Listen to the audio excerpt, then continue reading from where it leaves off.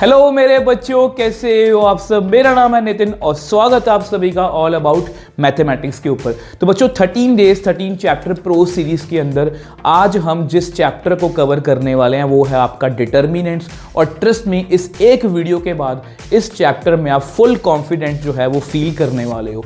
तो बच्चों are you ready? तो जल्दी से कॉमेंट सेक्शन में लिख दो yes sir we are ready. क्योंकि बच्चे आपको पता है हमारी इस सीरीज में हम इस चैप्टर में, इस पर्टिकुलर चैप्टर की अगर मैं बात करूं बच्चे, मैट्रिसेस हम कर चुके हैं, डिटर्मिनेंट हमारा चैप्टर है, यूनिट 2 हमारा कंप्लीट हो जाएगा। हमारे 10 नंबर जो हैं वो पक्के हैं, क्योंकि हम इसका कोई भी क्वेश्चन, चाहे वो एनसीईआरटी का, चाहे एग्जाम्पलर का है, चाहे वो पीवाईक्यू है, चाहे वो कॉम्पिटेंसी बेस्ड क्वेश्चन है, एमसीक्यू से लेके केस स्टडी तक सब क्वेश्चंस जो हैं वो हम आज की वीडियो में डिस्कस करने वाले हैं। और ट्रस्ट नहीं बच्चे, इस वीडियो में मैंने हर उस क्वेश्चन को इंक्लूड करने की कोशिश की है जो मैंने रिसेंटली देखा हो कि ये थोड़ा डिफरेंट क्वेश्चन है। तो बहुत एफर्ट किए बच्चे, तो वीडियो को अभी से लाइक और शेयर कर दो। और जो भी बच्चे नए जुड़ रहे हैं वो पहले 20-25 मिनट वीडियो देखो। अगर आपको अच्छी लगे तो प्लीज़ वीडियो को लाइक और शेयर, और इस चैनल को सपोर्ट जरूर करिए, वीडियो को हाइप जरूर करिए, ताकि नए बच्चे जो हैं इस चैनल के साथ जुड़े, इस हमारे मिशन के साथ जुड़े कि कोई भी बच्चा इस साल मैथ्स के पेपर में कंपार्टमेंट में जो है वो नहीं बैठेगा। तो एक अच्छे और पॉजिटिव मन से जो है, आपने कमेंट लिख दिया कि यस वी आर रेडी, तो एक अच्छे और पॉजिटिव मन भी हमारा होना चाहिए। और उसी पॉजिटिव मन से, अच्छे मन से जो है वीडियो को स्टार्ट करेंगे। तो सबसे पहले बच्चे हम बेसिक समरी करेंगे। देखो डिटर्मिनेंट चैप्टर है क्या, इसमें ज़्यादा बेसिक है ही नहीं है। तो देखो टू एवरी स्क्वायर मैट्रिक्स, ये बहुत ध्यान से इंपॉर्टेंट वर्ड है। ये कोई भी जो स्क्वायर मैट्रिक्स होता है we can associate a number. मैं कभी भी ये नहीं बोलता कि डेफिनेशंस को याद करना है, हमें डेफिनेशंस को फील करना है। ये आपको रीजनल सर्च में पूछी जा सकती है, तो उसको हम क्या बोलते हैं, डिटर्मिनेंट बोलते हैं। कैलकुलेट, जैसे ये बच्चे एक 2x2 डिटर्मिनेंट है। अब यहां पर छोटी सी बात और ऐड जो बाद में बताऊंगा। 2x2 डिटर्मिनेंट कैसे कैलकुलेट करते हैं, इसको लेफ्ट टॉप से हमेशा हम यहां से स्टार्ट करेंगे। 1 × 4 4 -3 × 2 6, तो -2 आ गया। अगर इस तरह का 3x जो आपको मोस्टली मिलेगा, जो आपको आपके 5 नंबर के सबसे इंपॉर्टेंट क्वेश्चन मिलेगा, वो यही चीज है। तो 1 से देखो, इससे स्टार्ट करेंगे। नॉर्मली हम देखो इसको फर्स्ट रो से, सेकंड रो से, थर्ड रो से, first column, second column, third column से भी हम इसको एक्सपैंड कर सकते हैं, बट नॉर्मली हम ज़्यादा कंफर्टेबल फर्स्ट रो में ही होते हैं। इसको जैसे हमने लिया तो ये रो और ये कॉलम छोड़ेंगे, तो 5 6 8 9 मेरे पास बचा। नेक्स्ट क्या होता है, माइनस। यहाँ पर हमेशा क्या होता है, माइनस होता है फॉर्मूला में। याद कैसे रखना है इसको मैंने बताया था। देखो इसमें ऐसे होता है कि ये A11 एलिमेंट है, ये कौन सा है, A11। 1 और 1 कितना होता है, और इवन होता है, तो इसमें प्लस आएगा। ये कौन सा एलिमेंट है, 1 2। ये 1 और 2 कितना हो, 3। ये ऑड होता है तो माइनस आएगा। और ये कितना आएगा, A13, तो ये 4 बन रहा है, प्लस आएगा। तो इस तरह से आप याद रख सकते हो। -2 जब रखेंगे तो इस रो, इस कॉलम को छोड़ेंगे तो 4 7 और 6 9 मेरे पास बचा। सेम वैसे अगर 3 को रखेंगे तो ये रो और ये कॉलम छोड़ेंगे तो 4 5 7 8 मेरे पास बचा। और फिर उसको वही तरीके से 5 9 -6 4, फिर 6 8, ठीक है। फिर 4 9 -7 6, फिर 4 8 -7 5। तो इस तरह से हम कैलकुलेट कर सकते हैं। अब यहाँ पर जो मुझे बात बतानी थी वो ये कि कई बार ऐसा होता है कि वो ये पूछ लें कि ये एक मैट्रिक्स है तो इसका डिटर्मिनेंट बता दो। तो बच्चे इसका डिटर्मिनेंट 2 ही है, ठीक है। तो इसका डिटर्मिनेंट कितना, 2 ही है। तो आई होप ये डिटर्मिनेंट कैसे कैलकुलेट करना है ये आपको अच्छे से क्लियर है। अब उसके बाद बच्चे जो इसमें नेक्स्ट इंपॉर्टेंट टॉपिक है वो है एरिया ऑफ ट्रायंगल। देखो एरिया ऑफ ट्रायंगल बहुत ध्यान से करना है। इसमें लिखा होगा यूजिंग डिटर्मिनेंट। 3 वर्डसीज अगर गिवन है तो एरिया ऑफ ट्रायंगल का फॉर्मूला कितना है, x1 y1 x2 y2 x3 y3। और यहां पर हमेशा हम 1 1 1 लिखेंगे हमेशा। और इसको डिटर्मिनेंट जब सॉल्व करेंगे तो हमारे पास क्या आएगा, एरिया आएगा। अब इसमें कुछ पॉइंट्स टू बी नोटेड, बहुत इंपॉर्टेंट पॉइंट्स है, वो याद रखने हैं।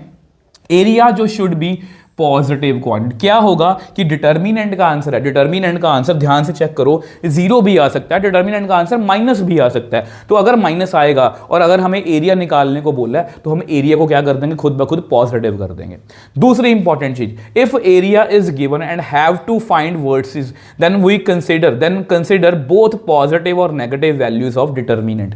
इसको बाकी क्वेश्चंस में समझाऊंगा। इसका मतलब बच्चे ये है, कई बार पेपर में ऐसा क्वेश्चन होता है कि एरिया ऑफ ट्रायंगल जो है वो 4 है और उसकी कुछ वर्डसीज हमें दी हुई हैं इस तरह से 3, 4 और 5, K। वो बोलेंगे कि K की वैल्यू निकाल दो। तब हम क्या करते हैं, ऑब्वियस सी बात है, इसी फॉर्मूले में वैल्यू फिल करते हैं। बट जब एरिया लिखते हैं, एरिया जब लिखेंगे, क्योंकि डिटर्मिनेंट की वैल्यू कितनी दी हुई है, 4 दी हुई है, हम एरिया की वैल्यू प्लस माइनस दोनों लिखेंगे, क्योंकि वैल्यू कोई भी आ सकती है, उसके बाद हम उसको प्लस करते हैं। इसलिए जब भी एरिया गिवन होगा तो और वर्सेस निकालनी है तो हम एरिया की पॉजिटिव नेगेटिव वैल्यूज दोनों को कंसीडर करेंगे। इसमें बहुत से एमसीक्यूज बनते हैं। इफ एरिया, ऑब्वियसली बात है बच्चे, अगर एरिया ऑफ ट्रायंगल 0 आ गया तो पॉइंट्स जो हैं वहां पर ट्रायंगल फॉर्म ही नहीं हुई, मतलब पॉइंट्स क्या हैं, वो एक ही लाइन में है, कोलिनियर है। तो इनमें से 3 क्वेश्चन बने, तीनों मैंने आपको एक्सप्लेन कर दिए। यही होता है अच्छे नोट्स का फायदा, अच्छे ढंग से पढ़ना। और एक क्विक रिवीजन भी हमें मिल रही है और हमें पता लग रहा है कि किस तरह के पेपर में क्वेश्चन जो है पूछे जा सकते हैं। नेक्स्ट टॉपिक है जी आपका माइनर्स एंड कोफैक्टर्स। तो बहुत इंपॉर्टेंट है, छोटा सा टॉपिक है, एज सच इसमें से बड़े क्वेश्चन नहीं है, बट इसका यूज बड़े क्वेश्चन में होगा। कैसे? जैसे ये एक डिटर्मिनेंट है और मुझे 8 का माइनर निकालना है, ठीक है, माइनर ऑफ 8। तो कैसे निकालेंगे? इस रो और इस कॉलम को, इस बच्चे रो को, जैसे मैं हम दिखाई देता हूं आपको, इस रो को और इस कॉलम को हम छोड़ देंगे। तो मेरे पास बचा क्या? मेरे पास बचा बच्चे 1 4 3 6, ठीक है। इसको डिटर्मिनेंट फाइंड किया तो ये मेरा माइनर आ गया। सेम वे से अगर को फैक्टर निकालना है, और याद रखना को फैक्टर को हमेशा कैपिटल ए से डिनोट करते हैं, ये जर्नल है, क्योंकि सब जगह ये यूज होता है, ठीक है। तो माइनर का कुछ ऐसा नहीं है, बट को फैक्टर को इसी तरह से लिखते हैं। इसमें ये सेम रहेगा, बट आगे जो है ये जो चीज़ है ये डिफरेंट है, ठीक है। इसमें क्या होता है, -1 की पावर 3 + 2, मतलब याद रखो वही चीज़ है बच्चे, 3 2 का मतलब क्या है कि 3 + 2 कितना होता है, 5 5 कितना हो गया, ऑड, ऑड का मतलब माइनस, इसके आगे माइनस आएगा, बस इसके आगे का माइनस आएगा, ठीक है। तो यहाँ माइनस लगा दिया, और अगर यहाँ पर देखो ये -6 बन गया, माइनस +6 बन गया। अगर बाय चांस यहाँ पर होता A33 तो मैं लिखता -1 की पावर 3 + 3 6 कितने होते हैं, इवन, तो बाहर प्लस आएगा। तो इस बात का आप ध्यान रखोगे, ठीक है। अब उसके बाद बच्चे एडजॉइंट ऑफ अ मैट्रिक्स, ये भी बहुत बड़े क्वेश्चन का पार्ट है, 5 नंबर वाले क्वेश्चन का पार्ट है। हमें क्या करना है, सभी के को फैक्टर्स फाइंड कर लेने हैं। हमें क्या करने हैं, सभी के को फैक्टर्स फाइंड कर लेने हैं। नाउ ट्रांसपोज ऑफ को फैक्टर मैट्रिक्स। ट्रांसपोज आपको याद है जो हमने मैट्रिक्स में पढ़ा था कि रो को कॉलम में चेंज कर दो, कॉलम में रो चेंज कर दो, ठीक है। तो इसमें बेसिकली क्या है, जब हम सभी को फैक्टर्स लिख लेंगे, उसका ट्रांसपोज करेंगे तो हमें क्या मिलेगा, एडजॉइंट। ये आपको क्वेश्चंस में ज्यादा क्लैरिटी से क्लियर होगा। सिंगुलर मैट्रिक्स इसको बोलते हैं जिसका डिटर्मिनेंट कितना होता है 0। नॉन सिंगुलर किसको बोलते हैं, जिसका डिटर्मिनेंट कितना होता है, नॉन 0। ये बहुत अच्छा मतलब रिजल्ट है, छोटे छोटे रिजल्ट है। अब ये बच्चे आपका सबसे इंपॉर्टेंट पार्ट है, क्योंकि ये आपको कितने नंबर का क्वेश्चन आने वाला है, 5 नंबर का क्वेश्चन है, जो 99.9% जो है वो श्योरिटी है कि ये आपको 5 नंबर का सबसे ईजीएस्ट क्वेश्चन जो है वो मिलने वाला है। तो इसमें बेसिकली क्या होता है, AX = B। अब यहां पर आपके सामने 2 सिचुएशन है, अगर आप देख पा रहे हो तो मैंने न्यू अपडेट भी ऐड किया, आपको बताऊंगा कैसे। अब देखो AX = B, हम हमेशा इसी तरह से लिखते हैं, AX = B, जो हमें इक्वेशंस गिवन होती हैं। अगर A determinant not equal to 0 है, अगर डिटर्मिनेंट जो है वो 0 नहीं आया, क्योंकि आपको पता है A इनवर्स का फॉर्मूला बच्चे कितना होता है, वो होता है एडजॉइंट A अपॉन डिटर्मिनेंट। और अगर डिटर्मिनेंट 0 नहीं आया, मतलब उसका A इनवर्स जो है वो एग्जिस्ट करता है, तो X = A इनवर्स B। तो इसको हम क्या बोलते हैं, कंसिस्टेंट सिस्टम। और इसमें हमेशा हमें क्या मिलता है, 1 सोल्यूशन। इसको प्लीज याद रखोगे। कंसिस्टेंट का बहुत सारे आपको आज की वीडियो में क्वेश्चन दिखाऊंगा, कैसे कैसे क्वेश्चन पूछे गए हैं, ठीक है। अब इसके बाद अगर दूसरी ऑप्शन ये है कि अगर डिटर्मिनेंट ही 0 आ जाए, अगर बच्चे डिटर्मिनेंट 0 बन गया तो इनवर्स तो एग्जिस्ट नहीं करेगा, समथिंग अपॉन 0 बन गया, इनवर्स एग्जिस्ट नहीं करेगा। अगर इनवर्स एग्जिस्ट नहीं करेगा तो हम क्या करेंगे बच्चे, एडजॉइंट A × B, हम एडजॉइंट A निकालेंगे, उसको B से मल्टीप्लाई करेंगे। अगर वो 0 के बराबर नहीं आया तो उसको हम बोलते हैं इनकंसिस्टेंट सिस्टम, जिसको हम क्या बोलते हैं, नो सोल्यूशन। अब ये मैंने नया अपडेट ऐड किया है, तो ये पहले की मेरी जो नोट्स वाली वीडियो उसमें मैंने करवाया था, बट बाद में जो मैंने मतलब कि शिफ्ट किया तो ये पार्ट मैंने स्किप कर दिया, क्योंकि ये सिलेबस का पार्ट है ही नहीं था, हम बच्चों को यही बोलते हैं। बट मैंने रिसेंटली, मैं आपको हमेशा बोलता हूँ ना कि मैं वीडियो बनाने से पहले पूरा क्वेश्चन वगैरह सब कुछ देखता हूँ, तो मैंने देखा कि ये क्वेश्चन इस तरह एक क्वेश्चन इंक्लूड किया हुआ है लेटेस्ट 2025 में, तो मैंने इस सेक्शन को दोबारा से ऐड कर दिया। इसमें क्या है, यहाँ मैंने क्या, ये इसी पार्ट के अंदर है। देखो अगर डिटर्मिनेंट 0 है तो ऑब्वियस सी बात है, याद रखना, हम एडजॉइंट A और B को मल्टीप्लाई करेंगे। अगर वो 0 नहीं आया तो वो इनकंसिस्टेंट ही है। अगर वो 0 आ गया, अगर वो 0 आ गया, देखो ऐसा क्वेश्चन पूरा एज अ बड़ा क्वेश्चन नहीं आएगा, बट इसका एमसीक्यू आ सकता है। एडजॉइंट ए इंटू बी अगर 0 आ गया तो सिस्टम जो है वो कंसिस्टेंट हो भी सकता है, इनकंसिस्टेंट भी हो सकता है, क्योंकि इसके क्या होते हैं, इनफाइनाइट मैनी सोल्यूशन या नो सोल्यूशन, इसमें 2 ऑप्शन होती हैं।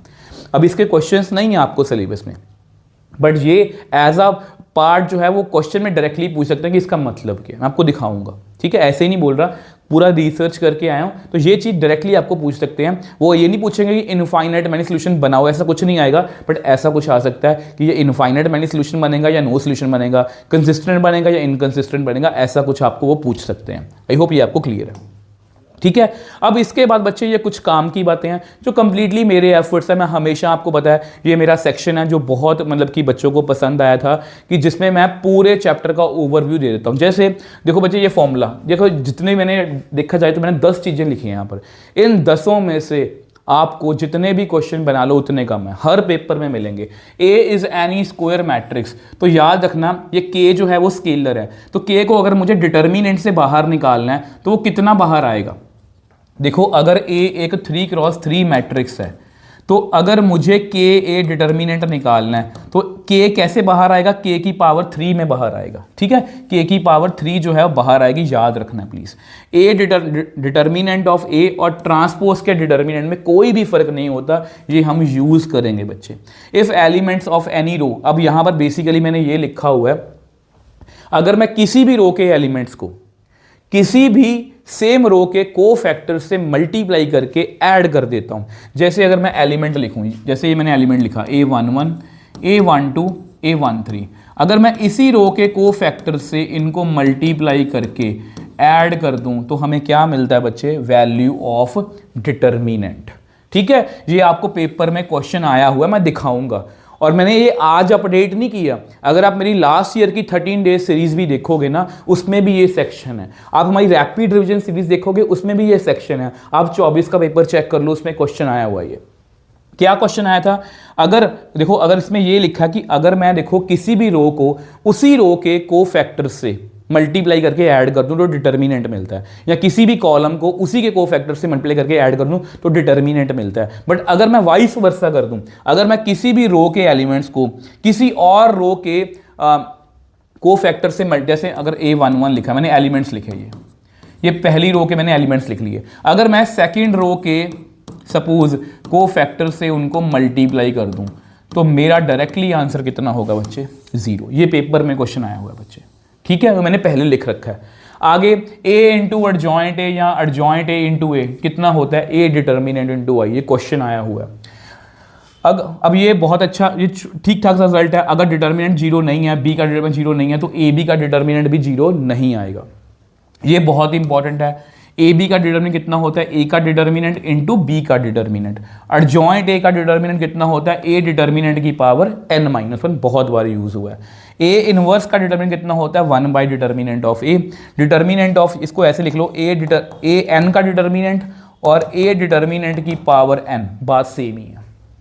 तो यहां पर बच्चे बेसिक हमारा खत्म है, यहां पर बच्चे बेसिक हमारा खत्म है। और ट्रस्ट मी, हमें 10-11 मिनट लगे हैं, अगर स्टार्टिंग की थोड़ी बहुत इंट्रो निकाल दो तो 10-11 मिनट लगे हैं, और अच्छे से रिवाइज कर लिया। और ट्रस्ट मी, इसी में से क्वेश्चन आएंगे, आपको वीडियो को देखते ही पता लग जाएगा कि यस सर, आपने सब कुछ हमें वीडियो में बताया है। तो इसलिए बोल रहा हूं कि बहुत ध्यान से देखना है, ठीक है। तो पहला सेक्शन कौन सा है हमारा, एमसीक्यूज का। तो पहले क्वेश्चन की बात करते हैं। तो पहला क्वेश्चन देखो बच्चे कौन सा है, A is any square matrix, determinant of A कितना दिया हुआ है हमें, 4। एडजॉइंट देखो 4 इंटू एडजॉइंट ए का डिटर्मिनेंट पूछा है। 2 कंसेप्ट यूज हो रहे हैं, 2 कंसेप्ट यूज हो रहे हैं, आपको अभी दिखाता हूं। सबसे पहला कंसेप्ट जो यूज हो रहा है वो ये कि डिटर्मिनेंट में से किसी भी कांस्टेंट को अगर बाहर निकालना हो, सबसे पहले इस कांस्टेंट को बाहर निकालो, 4 को। देखो अगर ए एक 2x2 मैट्रिक्स है, ए जो है वो 2x2 मैट्रिक्स है, तो एडजॉइंट ए भी तो एक मैट्रिक्स ही है, वो भी 2x2 ही होगा। तो K4 जो है वो कितनी पावर में बाहर आएगा, 2 पावर में बाहर आएगा। अब ये वाला एडजॉइंट ए का डिटर्मिनेंट डायरेक्टली फॉर्मूला, ए डिटर्मिनेंट की पावर n-1, ए डिटर्मिनेंट की पावर 2-1, 4 की पावर 2 कितनी होती है, 16, और ये कितना बन गया, ए डिटर्मिनेंट। ए डिटर्मिनेंट हमें दिया हुआ है 4, तो इसका आंसर कितना आ गया, 64। तो पहला क्वेश्चन बच्चे हमारा हो गया, और ये आपका बच्चे PYQ है। ये बच्चे आपका PYQ है, ठीक है। नेक्स्ट क्वेश्चन देखो जी, नेक्स्ट क्वेश्चन देखो, सभी क्वेश्चन आपको लगेगा सर यस हमने किए हुए हैं, आपको अच्छा लगेगा। अब ये देखो क्वेश्चन, ये कैसा है, ए डिटर्मिनेंट कितना दिया हुआ है 9, ए का ऑर्डर कितना दिया हुआ है 3x3, ठीक है। Determinant of an A inverse पूछा, यार बहुत आसान है। पहले तो 9 को बाहर निकालें, 9 कितनी पावर में बाहर आएगा, 9 बाहर आएगा 3 पावर में, और ये कितना बन गया ए इनवर्स का। ये भी सर आपने बताया था कि इसको लिख सकते हैं 1/a डिटर्मिनेंट। अब ए डिटर्मिनेंट कितना दिया हुआ है 9, तो ये 9 की पावर 2 आ गया, तो देख लो बी ऑप्शन इसका राइट आंसर है। मुझे आप सिर्फ ये बताना कि सर हमें समझ नहीं आ रहा, हमारे ऊपर से जा रहा है। अगर आपने वीडियो देखी है तो फिर आपको समझ में आएगा। और ये आपका 2025 का MCQ है, जिसको मैंने देख के इस नया सेक्शन जो है वो ऐड किया था। A system of linear equation is represented AX is equal to B, where A जो है कोफिशिएंट मैट्रिक्स है, X वेरिएबल मैट्रिक्स है, B कांस्टेंट मैट्रिक्स है। Then system of equation is consistent if A determinant not equal to 0, the solution is given by X is equal to B A inverse. अब ये सही लिखा हुआ है कि सिस्टम जो है वो कंसिस्टेंट होता है अगर डिटर्मिनेंट जो है वो 0 के बराबर नहीं होता, बट ये गलत लिखा हुआ, आपको पता है X is equal to A inverse B होता है। प्लीज इसको याद रखोगे, ये गलत है, ऐसे हम मल्टीप्लाई नहीं कर सकते। नॉर्मली क्या होता है, B का ऑर्डर इतना होता है 3x1, और A इनवर्स का ऑर्डर मोस्टली ऐसा होता है 3x3। ये मल्टीप्लाई पॉसिबल ही नहीं है, ठीक है, ठीक है। तो प्लीज बेसिक अपने क्लियर रखने पूरे। नेक्स्ट ऑप्शन देखो, inconsistent if A determinant is equal to 0। चलो इस ऑप्शन के बारे में बाद में बात करूंगा, क्योंकि मुझे इसका आंसर पता है ना। अब ये देखो, inconsistent if A determinant is not equal to 0, ये तो गलत है। अगर डिटर्मिनेंट 0 के बराबर नहीं है तो वो कंसिस्टेंट होता है, ये ऑप्शन भी गलत है, ठीक है। मे और मे नॉट कंसिस्टेंट, देखो इसकी बात करते हैं पहले। Inconsistent if A determinant is equal to 0 and adjoint A is equal to, ये देखो मैंने क्या लिखा हुआ है,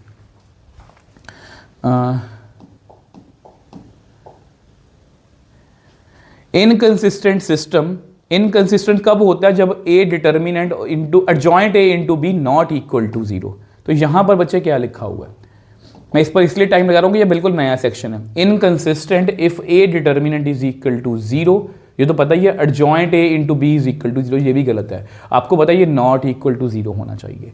मे और may not consistent if A determinant is equal to 0 and adjoint A into B is equal to 0। अब ये देखो, मुझे आपको यही दिखाना है, ध्यान से देखो। Adjoint A into B is equal to 0 आ गया, तो कंसिस्टेंट भी हो सकता है, इनकंसिस्टेंट भी हो सकता है। तो यही क्वेश्चन उन्होंने डाला था, और यही क्वेश्चन हमने नेक्स्ट हमारी जो हमारी ये सीरीज है इसमें हमने अपडेट कर दिया। तो डी ऑप्शन इसका राइट आंसर है। चलें जी आगे, आ जाओ जी नेक्स्ट क्वेश्चन पर। अब ये देखो, P is a skew symmetric matrix, बहुत अच्छा क्वेश्चन है और बहुत जल्दी हो जाना है। अब आपको पता है ये स्क्यू सिमेट्रिक मैट्रिक्स है। Determinant of P, determinant of P कितना दिया हुआ है अल्फा, तो 2025, मैं सही बताऊं इसकी वैल्यू पूछी है। ये क्वेश्चन सेम 23 में आया था, उसमें उन्होंने पूछा था कि 2023 की पावर अल्फा की वैल्यू बता दो। अब आपको पता है कि स्क्यू सिमेट्रिक मैट्रिक्स का डिटर्मिनेंट कितना होता है 0, इसका मतलब अल्फा 0 है, इसका मतलब 2025 की पावर अगर मैं 0 करूं तो कितना आंसर आएगा 1। तो बी ऑप्शन इसका राइट आंसर है, ठीक है जी। आ जाओ नेक्स्ट क्वेश्चन पर। नेक्स्ट क्वेश्चन देखते हैं इफ। अब बहुत अच्छा क्वेश्चन है, आप लेवल देखना क्वेश्चन का, आप लेवल देखना बच्चे। M and N are square matrix of order 3, M का ऑर्डर भी 3x3 है, N का ऑर्डर भी 3x3 है, such that determinant of M कितना दिया हुआ है स्मॉल m, और M N की वैल्यू दी हुई है M इंटू आई, और डिटर्मिनेंट ऑफ N पूछा, ये पूछा क्वेश्चन, ये लो, ठीक है। अब आपको पता है कि देखो मुझे डिटर्मिनेंट ऑफ N निकालना है। अगर मैं दोनों तरफ डिटर्मिनेंट लगा दूं इस तरह से, ठीक है। अब इसको मैं लिख सकता हूं, आपको पता है ये फॉर्मूला है, अकेला अकेला लिख सकता हूं।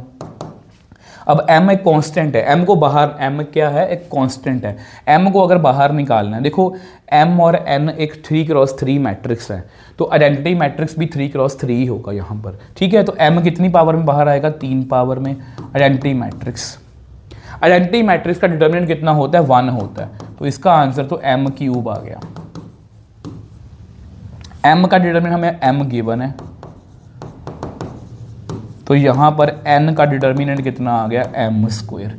तो बहुत ही ज़्यादा अच्छा क्वेश्चन है। अगर आपको ये क्वेश्चन समझ में आ रहा है दैट मीन्स बच्चे आपका लेवल जो है वो अच्छा है। आई होप ये आपको क्लियर है। आगे बच्चों नेक्स्ट क्वेश्चन की बात करते हैं। आई होप ये क्वेश्चन का लेवल आपको अच्छा लग रहा है। अब देखो लेवल का मतलब ये होता है कि अगर आपने ऐसे क्वेश्चन प्रैक्टिस कर लिया कि प्रैक्टिस में हैं तो ऑब्वियसली बात आपका कॉन्फिडेंस यहाँ पर जाने वाला है। ठीक है, अब देखो ये मैट्रिक्स डिटर्मिनेंट दिया हुआ -57 के equal the product of possible values of x। तो अच्छा क्वेश्चन है। तो अपना डिटर्मिनेंट फाइंड करते हैं, -1 से स्टार्ट करेंगे तो कितना आएगा, यहाँ पर आएगा 3x² -3, फिर -2 है। ठीक है, तो -2 अगर है तो 3x -0, उसके बाद 4 है, 4 कितना आएगा 3 -0 इज इक्वल टू -57। आ जाओ इसको सॉल्व करते हैं। तो -3x² + 3 तो -6x + 12 इज इक्वल टू -57। तो it is -3x², it is -6x, ये कितना बन गया 15, ये भी इधर आ गया तो 15 कितना बन गया 72 प्लस के 72 इज इक्वल टू 0। इसमें से -3 कॉमन ले लो, अंदर आएगा x² + 2x -24, ठीक है, इज इक्वल टू 0। इसके फैक्टर्स देखो बच्चे, इसके फैक्टर्स बनेंगे +6x -4x -24 is equal to 0। तो x + 6, अब इसमें से मल्टीपल क्वेश्चन वो पूछ सकते हैं। ठीक है, उन्होंने पूछा कि देखो -3 तो x -3 x -4 और x + 6 इज इक्वल टू 0। तो यहाँ से x की दो ही वैल्यूज आई हैं, 4 एंड -6। वो x की वैल्यूज भी पूछ सकते हैं, उन्होंने पूछा प्रोडक्ट पूछी है ना। तो 4 × -6 कितना आएगा -24। तो ये ऑप्शन ए इसका राइट आंसर है। ठीक है, ऑप्शन ए। आई होप ये आपको क्लियर है। आ जाओ नेक्स्ट क्वेश्चन पर चलते हैं। नेक्स्ट क्वेश्चन बच्चे देखो, अब ये देखो बहुत अच्छा क्वेश्चन है ये भी। तो A and B invertible matrices of order 3×3 such that determinant of A कितना दिया हुआ है हमें 4। A और B दोनों जो हैं वो 3×3 एक इन्वर्टेबल मैट्रिसेस हैं। तो डिटर्मिनेंट ऑफ AB इन्वर्स पूछा है, तो AB इन्वर्स का डिटर्मिनेंट पूछा है, और सॉरी बताया उन्होंने 1/20, डिटर्मिनेंट ऑफ B निकालने को बोला। अब आपको पता है इसको मैं लिख सकता हूँ B इन्वर्स A इन्वर्स, ये फॉर्मूला हमने मैट्रिसेस में पढ़ा है। अब इसको मैं लिख सकता हूँ B इन्वर्स का डिटर्मिनेंट A इन्वर्स का डिटर्मिनेंट इज इक्वल टू 1/20। अब B इन्वर्स को मैं लिख सकता हूँ 1/B का डिटर्मिनेंट 1/A का determinant is equal to 1/20। A का डिटर्मिनेंट है जी 4, यहाँ पर कितना आएगा 1/4 इज इक्वल टू 1/20। ये आपस में कट गया तो यहाँ पर 5 आएगा। तो बी डिटर्मिनेंट बेसिकली यहाँ पर कितना आ गया 5। ठीक है, तो इसके ऑप्शन या डी ऑप्शन इसका राइट आंसर है। कई बार वो जानबूझ के देखो, कई बार वो जानबूझ के आपको उलझाने की कोशिश करेंगे। हो सकता है कि वो जानबूझ के आपको पूछे कि बी इनवर्स का डिटर्मिनेंट बता दो। वो कितना आएगा बच्चे, बी इनवर्स का डिटर्मिनेंट होगा 1/5। तो ऐसी बातों का ध्यान रखना कि कहीं क्वेश्चन आपको देखे कि लगे कि ये सुना सुनाया देखा दिखाया क्वेश्चन है, बट ध्यान से पूछा गया, इस बात का ध्यान रखना। क्योंकि अल्टीमेटली एमसीक्यू हुआ, किसी को भी आपकी कैलकुलेशन से कोई मतलब नहीं है, उन्होंने जस्ट टिक देखना है कहाँ पर लगी है आपकी। अब देखो तब बहुत इजी क्वेश्चन है ये, वैसे एनसीईआरटी क्वेश्चन है। तो इसको अगर देखोगे तो 2x² - 60 इज इक्वल टू 6 3 18 + 20 आ गया। तो 2x² ये कितना बन गया बच्चे 38 + 60, तो ये कितना बन गया 98। तो x² कितना आ गया बेसिकली 49, तो x कितना आ गया +-7। तो सी ऑप्शन इसका राइट आंसर है, बिल्कुल सही है। ठीक है, आ जाओ नेक्स्ट क्वेश्चन पर। नेक्स्ट क्वेश्चन देखो बच्चे, ए एक 3×3 डायगोनल मैट्रिक्स दिया हुआ है, ओके, और A11 है 1, A22 है 5, A33 है -2। तो देखो बच्चे ये बेसिकली ऐसे है, डायगोनल मैट्रिक्स है, आपको पता है यहाँ पर आएगा 5, यहाँ पर आएगा 0 0, यहाँ पर -2।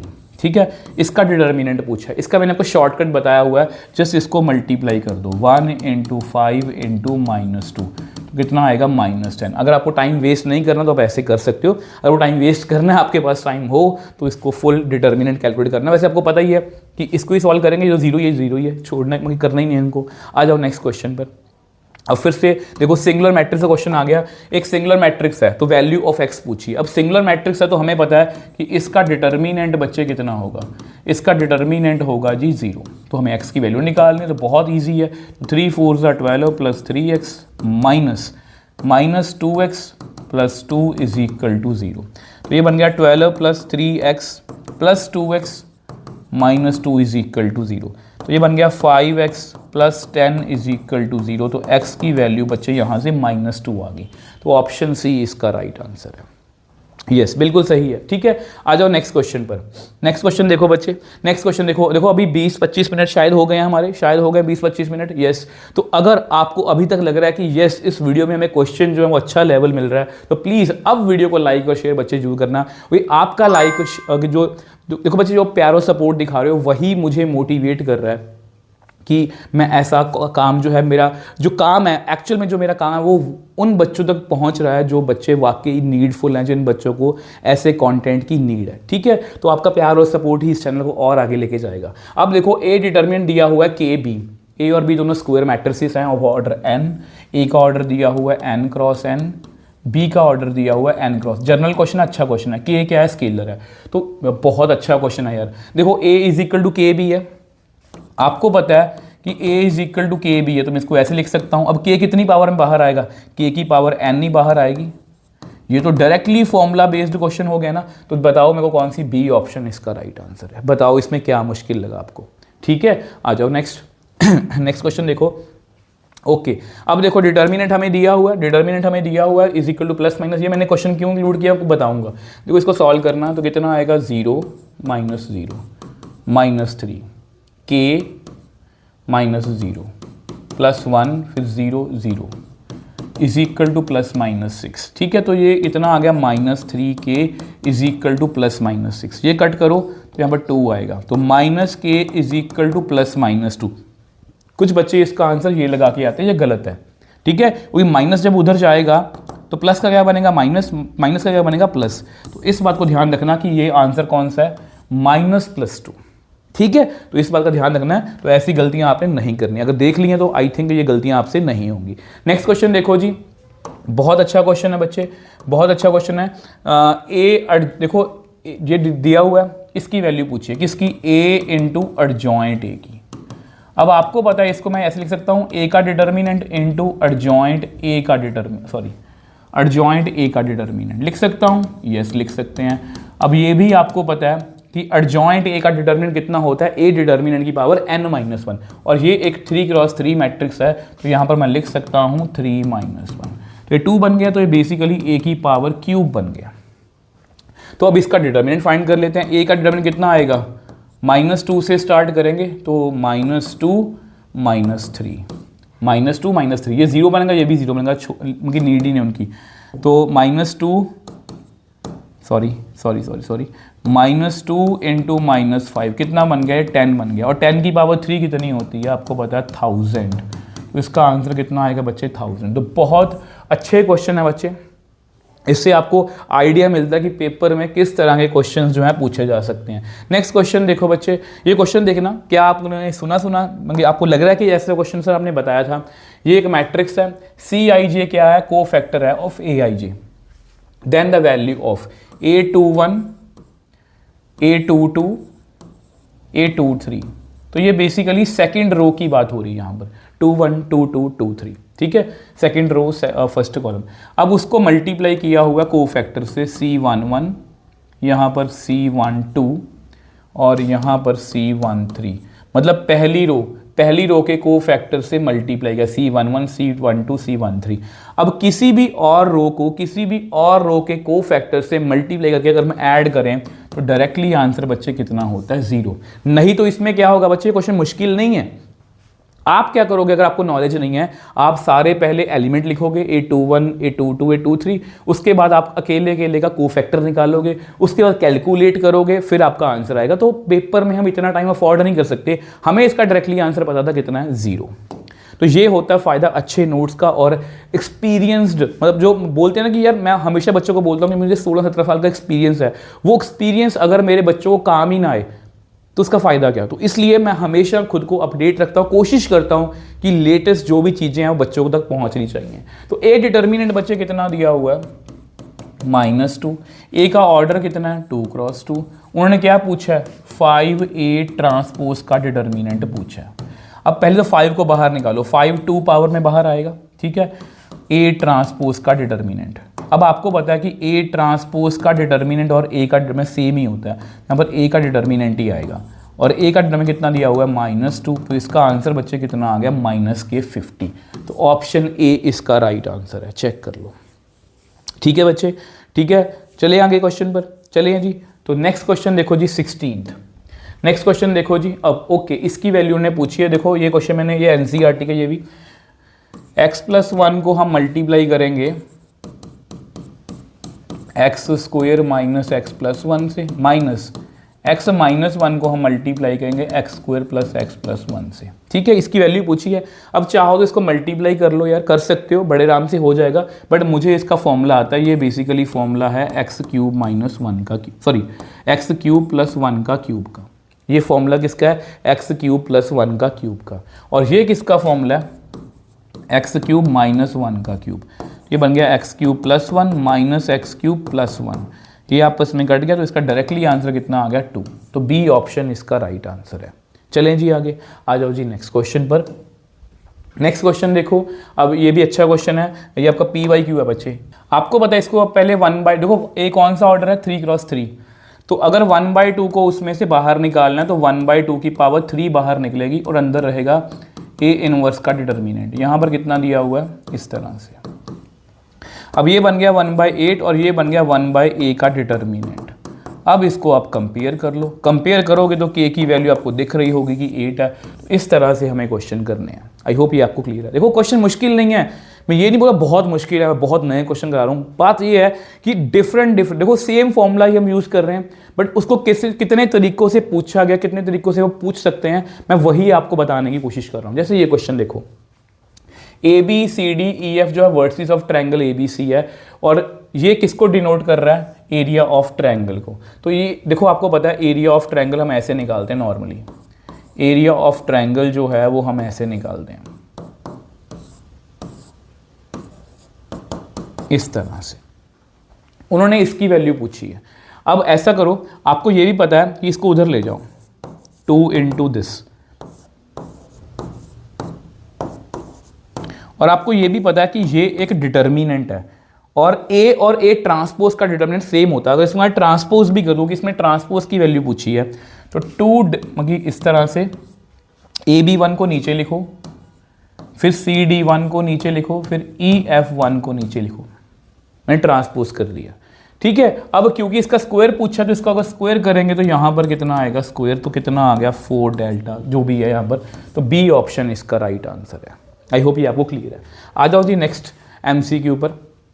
अब ये देखो, ये भी बहुत अच्छा क्वेश्चन है। देखना वही फॉर्मूला यूज हुआ है पर डिफरेंट तरीके से। ए का डिटर्मिनेंट दिया हुआ है के के डिटर्मिनेंट के बराबर। ए कौन सा मैट्रिक्स है, 2 × 2 का, ठीक है। अब देखो यहाँ पर अगर मुझे k को बाहर निकालना है तो k की पावर 2 बाहर आएगी इनटू ए डिटर्मिनेंट। अब ये आपस में कैंसिल आउट हो गए, तो k² कितना आ गया, k² आ गया 1 के इक्वल। तो k कितना आ गया, +-1। तो बहुत अच्छा क्वेश्चन है। पूछा क्या है, the possible sum of all possible values of k। तो -1 + 1 कितना आ गया, 0 इसका आंसर है। ऐसा ना हो कि जल्दबाजी में आप +-1 लिखा हो, तो सम ऑफ ऑल पॉसिबल वैल्यूज लिखा था, तो इसलिए इसका आंसर बच्चे कितना आ रहा है, 0। आई होप ये क्वेश्चन आपको क्लियर है। आ जाओ देखो जी नेक्स्ट क्वेश्चन। देखो कितने MCQ हो गए, 20 MCQ हो गए हमारे। ये देखो क्वेश्चन कितना अच्छा है।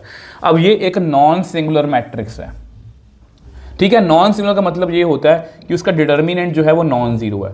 तो यहाँ पर कितना आएगा, 3 - A - 2। आगे चलो 2 - 3, आगे चलो कितना आएगा, 2A - 9 is not equal to 0। ये 0 की इक्वल नहीं है। सॉल्व करो, 3 - A, ये कितना बन गया, -1, ये बन गया +2। ये कितना बन गया, 2A - 9 नॉट इक्वल टू 0। ये बन गया A, तो यहाँ पर आ गया -4 नॉट इक्वल टू 0। तो A नॉट इक्वल टू 4 आया। अब देखना ऑप्शन क्या लगाएंगे। अब यहाँ पर देखो बच्चे, A किसको बिलोंग कर रहा है, एक सेट को बिलोंग कर रहा है। तो सेट A कैसा होगा, सेट A कैसा है, देखो A किसको बिलोंग कर रहा है, A बिलोंग कर रहा है A को, कैपिटल ए को, और ए जो है वो 4 के इक्वल नहीं है, एंड ए जो है वो 4 के इक्वल नहीं है। तो सेट ए कैसा होगा? सेट ए कैसा होगा? सेट ए होगा जिसमें सभी रियल नंबर होंगे, जिसमें सिर्फ 4 नहीं होगा। तो डी ऑप्शन इसका राइट आंसर है। ऐसे हमें आंसर करना है, ठीक है। आ जाओ नेक्स्ट क्वेश्चन पर। नेक्स्ट क्वेश्चन देखो बच्चे, अब ये भी एमसीक्यू है। ट्रायंगल दी हुई है vertices, then which of the following is correct. अब आपको पता है एरिया ऑफ ट्रायंगल का फॉर्मूला क्या होता है? x1 y1 1, x2 y2 1, x3 y3 1। इसका half is equal to area of triangle, ऐसे ही कुछ होता है। तो इसको अगर मैं उधर लेके जाऊंगा तो कितना आएगा? एरिया, ओके, एरिया को ए लिखा हुआ है, एरिया ऑफ ट्रायंगल, तो इसको ए लिख लो, ठीक है। तो ये प्लस माइनस भी आ सकती है वैल्यू इसकी, प्लस माइनस, ये तो मेरे को गलत लग रही है, ओके, इसमें 2 नहीं आ रहा। ये वैल्यू सही हो सकती है ना, प्लस माइनस 2a, ये वैल्यू भी गलत है। अब ये वैल्यू भी गलत है, तो प्लस माइनस 2 है, क्योंकि 2 उधर जाएगा, क्योंकि डिटर्मिनेंट की वैल्यू प्लस भी आ सकती है, माइनस भी आ सकती है, तो इसलिए ये ऑप्शन मुझे ज़्यादा सही लग रही है। तो बी ऑप्शन इसका राइट आंसर है, ठीक है। आ जाओ नेक्स्ट क्वेश्चन पर। अब ये देखो a इंटू, नया क्वेश्चन है, और सही बताऊं ये क्वेश्चन एनसीईआरटी एग्जाम्पलर का है, बताऊंगा।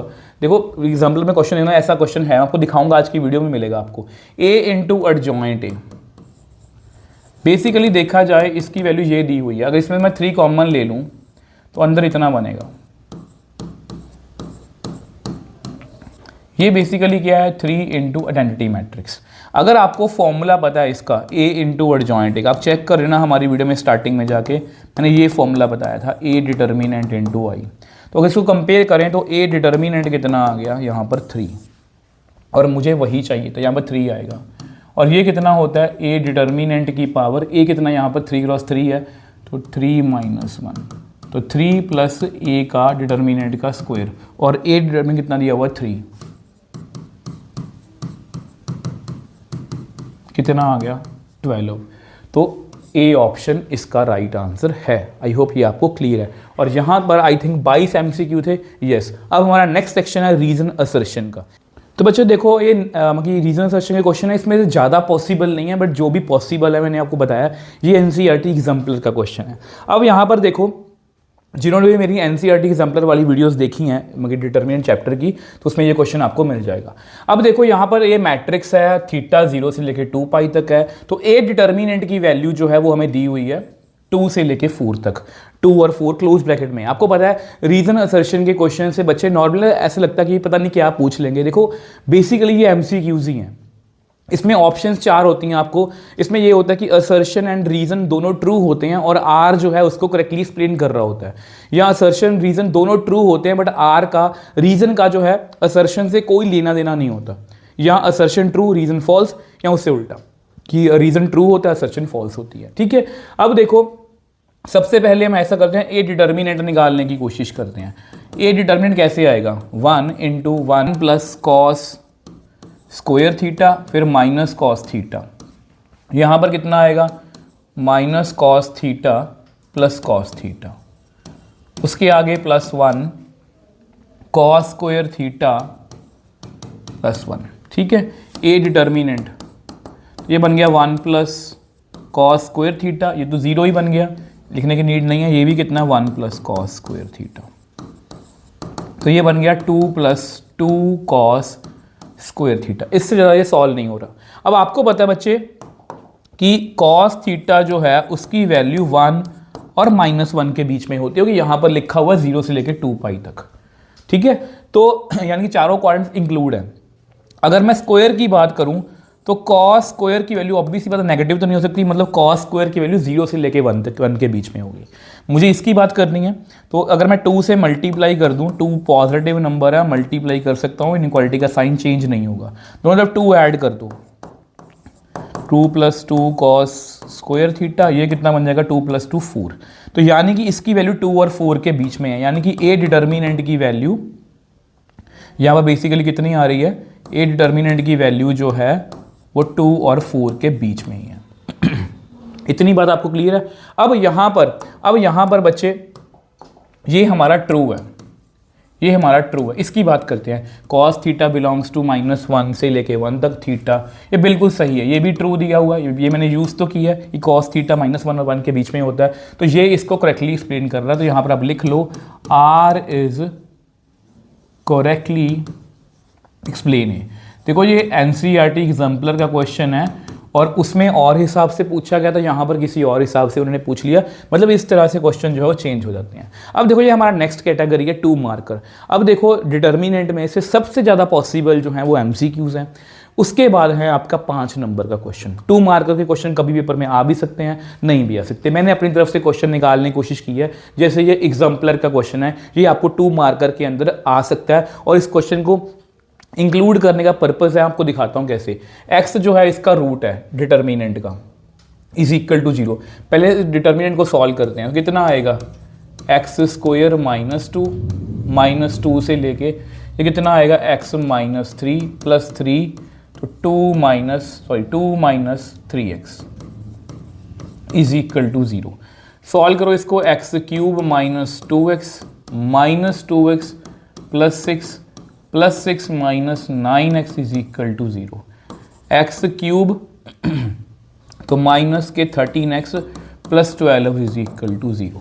अब यहाँ पर नॉर्मली क्या होता है, क्वाड्रेटिक होती है, क्वाड्रेटिक को हमें सॉल्व करना आता है, बट क्यूबिक बहुत से बच्चों को सॉल्व करना नहीं आता। इस क्वेश्चन को इंक्लूड करने का पर्पस यही था। अब देखो जब भी क्यूबिक आए तो हम हिट एंड ट्रायल से, देखो क्यूबिक है तो ऑब्वियस सी बात है इसके 3 रूट्स पॉसिबल हैं, ठीक है। तो सबसे पहले हम हिट एंड ट्रायल करते हैं कि x1 फिल कर लो, फिर -1, 2 फिल कर लो, -2, अगर वो सेटिस्फाई कर गया वो इसका रूट है। अब यहाँ पर हमें पहले से गिवन है कि x इज इक्वल टू -4 जो है इसका रूट है, यानी कि हमें एक रूट पता है, अब इसके बाद क्या करना होता है, इसको डिवाइड करना होता है। कैसे, वो ध्यान से सुन लेना एक ही बार में। -4 से इसको डिवाइड करना है, x इज इक्वल टू -4 इसका रूट है। यहां पर हमें क्या लिखना है, कॉफिशिएंट लिखने हैं। x³ का कॉफिशिएंट 1 है, x² का कॉफिशिएंट कितना है 0, x का कितना है -13 और कांस्टेंट कितना है 12। अब यहां पर लिखो इस तरह से इसको एज इट इज लिख लो। -4 को 1 से किया -4, कितना आ गया -4, इसको इससे किया 16 आ गया, इसको ऐड करो तो 3 आ गया, इसको इससे किया -12 और यहाँ पर कितना आएगा 0, मतलब x, मतलब 0 का मतलब यहाँ पर खत्म हो गया, ये खत्म होना चाहिए। वही -4 इसका रूट है, ये हमेशा इसको डिवाइड करेगा। अब हमारे पास क्या बच गया 1 -4 एंड 3, इसको कैसे लिखेंगे, x² -4x + 3 is equal to 0। इस तरह से हम लिखेंगे। इसके फैक्टर्स मुझे बनाने आते हो, ये क्वाड्रेटिक है, -3x - x + 3 is equal to 0। x जो है वो कॉमन ले लो, ठीक है, इस तरह से x -1 x -3 is equal to 0, तो x इज इक्वल टू 1 और 3 आ गया। क्या पूछा, फाइंड अदर 2 रूट्स, तो x is equal to 1 and 3 इसके रूट्स हैं। आई होप ये क्वेश्चन आपको क्लियर है, इसमें नई चीज़ मुझे आपको क्यूबिक बतानी थी। नेक्स्ट क्वेश्चन की बात करते हैं। अब ये NCERT का क्वेश्चन है बच्चे, ध्यान से करना है। ये k की वैल्यू, एरिया ऑफ ट्रायंगल दिया हुआ है, तो देखो आपको पता है k 0 4 0 0 2, यहाँ पर क्या लिखेंगे 1 1 1 1/2 और ये जो एरिया कितना दिया हुआ 4, तो यहाँ पर हम क्या लिखेंगे +-4। इस बात का ध्यान रखना, +-4 हमें लिखना है, ठीक है। इसको मल्टीप्लाई करो +-8 इज इक्वल, इसको सॉल्व करना, यहाँ पर कितना आएगा 0 - 2, ये तो 0 ही आएगा, +1 8 -0, तो basically -2k + 8 is equal to +-8, तो -2k + 8 is equal to 8, -2k + 8 is equal to -8, -2k is equal to 0, तो k कितना आ गया 0, -2k इज इक्वल टू -16, तो k कितना आ गया 8, तो k की 2 वैल्यूज आ गई। बहुत से बच्चे इस क्वेश्चन में गलतियां करते हैं कि वो +4 लिखते हैं सिर्फ, और +4 से आपकी एक ही वैल्यू आएगी, वो है 0। तो प्लीज़ इस बात का ध्यान रखना है कि जब भी ऐसा क्वेश्चन आएगा एरिया आपने +-2 लिखना है। ये आपका होमवर्क है, आप खुद से कर सकते हो, NCERT का क्वेश्चन है। डिटेल में देखने के लिए आप NCERT 1 शॉट भी देख सकते हो। देखो डिटर्मिनेंट की वैल्यू पॉजिटिव नेगेटिव दोनों होती है। यहाँ पर लिखा हुआ कि एरिया जो 4 है, अब हो सकता है कि डिटर्मिनेंट की वैल्यू -4 आई हो और हम तब भी क्या बोलेंगे कि एरिया 4 है। हो सकता है कि डिटर्मिनेंट की वैल्यू 4 आई हो, तब भी हम क्या बोलेंगे कि एरिया ऑफ ट्रायंगल कितना 4 है। इसलिए हम +- वैल्यू दोनों को कंसिडर करते हैं। नेक्स्ट क्वेश्चन देखो बच्चे, अब ये आपका PYQ है बच्चे। तो क्या पूछा उन्होंने, देखो कितना आसान क्वेश्चन 2 नंबर में पूछा उन्होंने। Find using determinant and matrices find the value of K for which the system has unique solution. Unique solution का मतलब क्या होता है? One solution. वन सोल्यूशन का मतलब क्या होता है? वन सोल्यूशन का मतलब होता है कंसिस्टेंट। अब कंसिस्टेंट का मतलब क्या होता है? कंसिस्टेंट का मतलब होता है कि उसका डिटर्मिनेंट जो है वो 0 के बराबर नहीं है। ठीक है, अब आपको इसमें ए लिखो, ए कितना है? इसका कॉफिशिएंट है 5, इसका कॉफिशिएंट कितना है? -k, इसका 7 है, इसका -5 है। तो बस मुझे इसका डिटर्मिनेंट फाइंड करना है, तो कर लो। कितना आएगा? -25 प्लस के 7k, और ये 0 नहीं होना चाहिए, तो 7k नॉट इक्वल टू 25, तो k नॉट इक्वल टू 25/7। तो k बेसिकली रियल नंबर को बिलोंग करता है, जिसमें से 25/7 वो नहीं हो सकता। मतलब k हर एक रियल वैल्यू ले सकता है बट वो 25/7 नहीं होगा। तो 2 नंबर में क्वेश्चन पूछा हुआ है। अब ये क्वेश्चन फिर आई थिंक मिसलेनियस का है, एनसीईआरटी मिसलेनियस का ये बच्चे क्वेश्चन है। क्या पूछा है? Show that a determinant is independent of theta. तो सॉल्व कर लेते हैं इसको। कितना आएगा? -x² -1 माइनस के sine theta -x sign theta minus cos theta plus cos theta. कितना आएगा? -sin theta plus x cos theta. आओ इसको सॉल्व करते हैं। कितना आएगा? -x³ -x, इसको मल्टीप्लाई करो x sign square theta plus sine theta cos theta minus sine theta cos theta plus x cos square theta. ये आपस में कैंसिल आउट हो गए। अब -x³ -x प्लस x, इसमें से कॉमन लोगे x, तो कितना आएगा अंदर? Sign square theta plus cos square theta. ये 1 होता है, तो ये अगर ये 1 है तो कितना बन गया? -x³ -x प्लस x, ये भी आपस में कट गया। तो यानी कि इस डिटर्मिनेंट की वैल्यू कितनी आ रही है? -x³ which is independent of theta. मतलब वहां पर थीटा का जो है वो कोई भी रोल नहीं है, इंडिपेंडेंट ऑफ थीटा। तो ये आपका 2 मार्कर का क्वेश्चन है। ठीक है, आ जाओ नेक्स्ट क्वेश्चन पर। अब यहाँ पर आपके 3 मार्कर के क्वेश्चन ज़्यादा आ गए हैं, स्टार्ट हो गए हैं, क्योंकि ना बच्चे देखो 2 मार्कर में ना ज़्यादातर मैट्रिसेस के क्वेश्चन आपको मिल जाएंगे, तो 3 जितने पॉसिबल थे वो मैंने वो करवाने की कोशिश की है। अब ये देखो 3 मार्कर का क्वेश्चन है और ये एनसीईआरटी एग्जाम्पलर में से मैंने उठाया। Show that determinant is equal to 0 then sine theta is equal to 0 और 1/2। बहुत अच्छा क्वेश्चन है। तो हमें समझ में नहीं आ रहा डिटर्मिनेंट इज इक्वल टू 0 तो साइन थीटा ये दिया हुआ है। ठीक है, तो ऐसा करते हैं, कुछ समझ में नहीं आ रहा तो जो स्टेप हमें आते हैं पहले हम वो करने की कोशिश करेंगे। क्या हमें डिटर्मिनेंट करना आता है? यस, तो वो करते हैं। तो 3 से स्टार्ट करेंगे। 16 - 14 cos 2 थीटा। नेक्स्ट यहाँ +2 आएगा, -2 बन गया। ये माइनस के 14 plus 11 cos 2 theta. Next sine 3 theta, कितना आएगा अंदर? -98 प्लस 88 इज इक्वल टू 0। तो ये बन गया 48 - 42 cos 2 थीटा। ये बन गया माइनस के 28 प्लस 22 cos 2 थीटा। अभी तक मुझे जितना आ रहा है मैं वही कर रहा हूँ। ये कितना बन गया? -10 sin 3 theta is equal to 0। 48 में से 28 गए तो 20 रह गया। 42 cos थीटा ये बन गया -20 cos 2 थीटा। ठीक है, जहाँ पर मुझे लगेगा कि फॉर्मूला है मैं फॉर्मूला यूज़ करूँगा, क्योंकि अल्टीमेटली मुझे आंसर जो है वो साइन में करना है।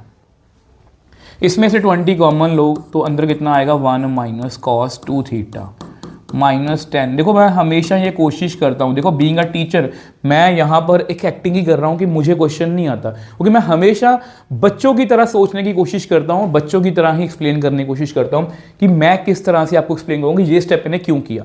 अभी तक मैंने डिटर्मिनेंट को सॉल्व किया, अब मुझे पता है कि मेरा आंसर साइन में है, तो मैंने इसका फॉर्मूला मुझे आता है, वो होता है 2 sin स्क्वायर थीटा।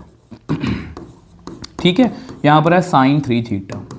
अब नेक्स्ट चीज़ जो मेरे दिमाग में आएगी, जब आपके भी दिमाग में आएगी सर, वो ये है कि यहाँ पर 20 × 2 sin स्क्वायर थीटा है, मुझे साइन में आंसर चाहिए 3 थीटा है, इसको चेंज करते हैं। इसका फॉर्मूला होता है 3 sin theta -4 sin cube theta is equal to 0। ठीक है, यहाँ पर कितना बन गया? 40 sin square theta -30 sine theta plus 40 sine cube theta is equal to 0।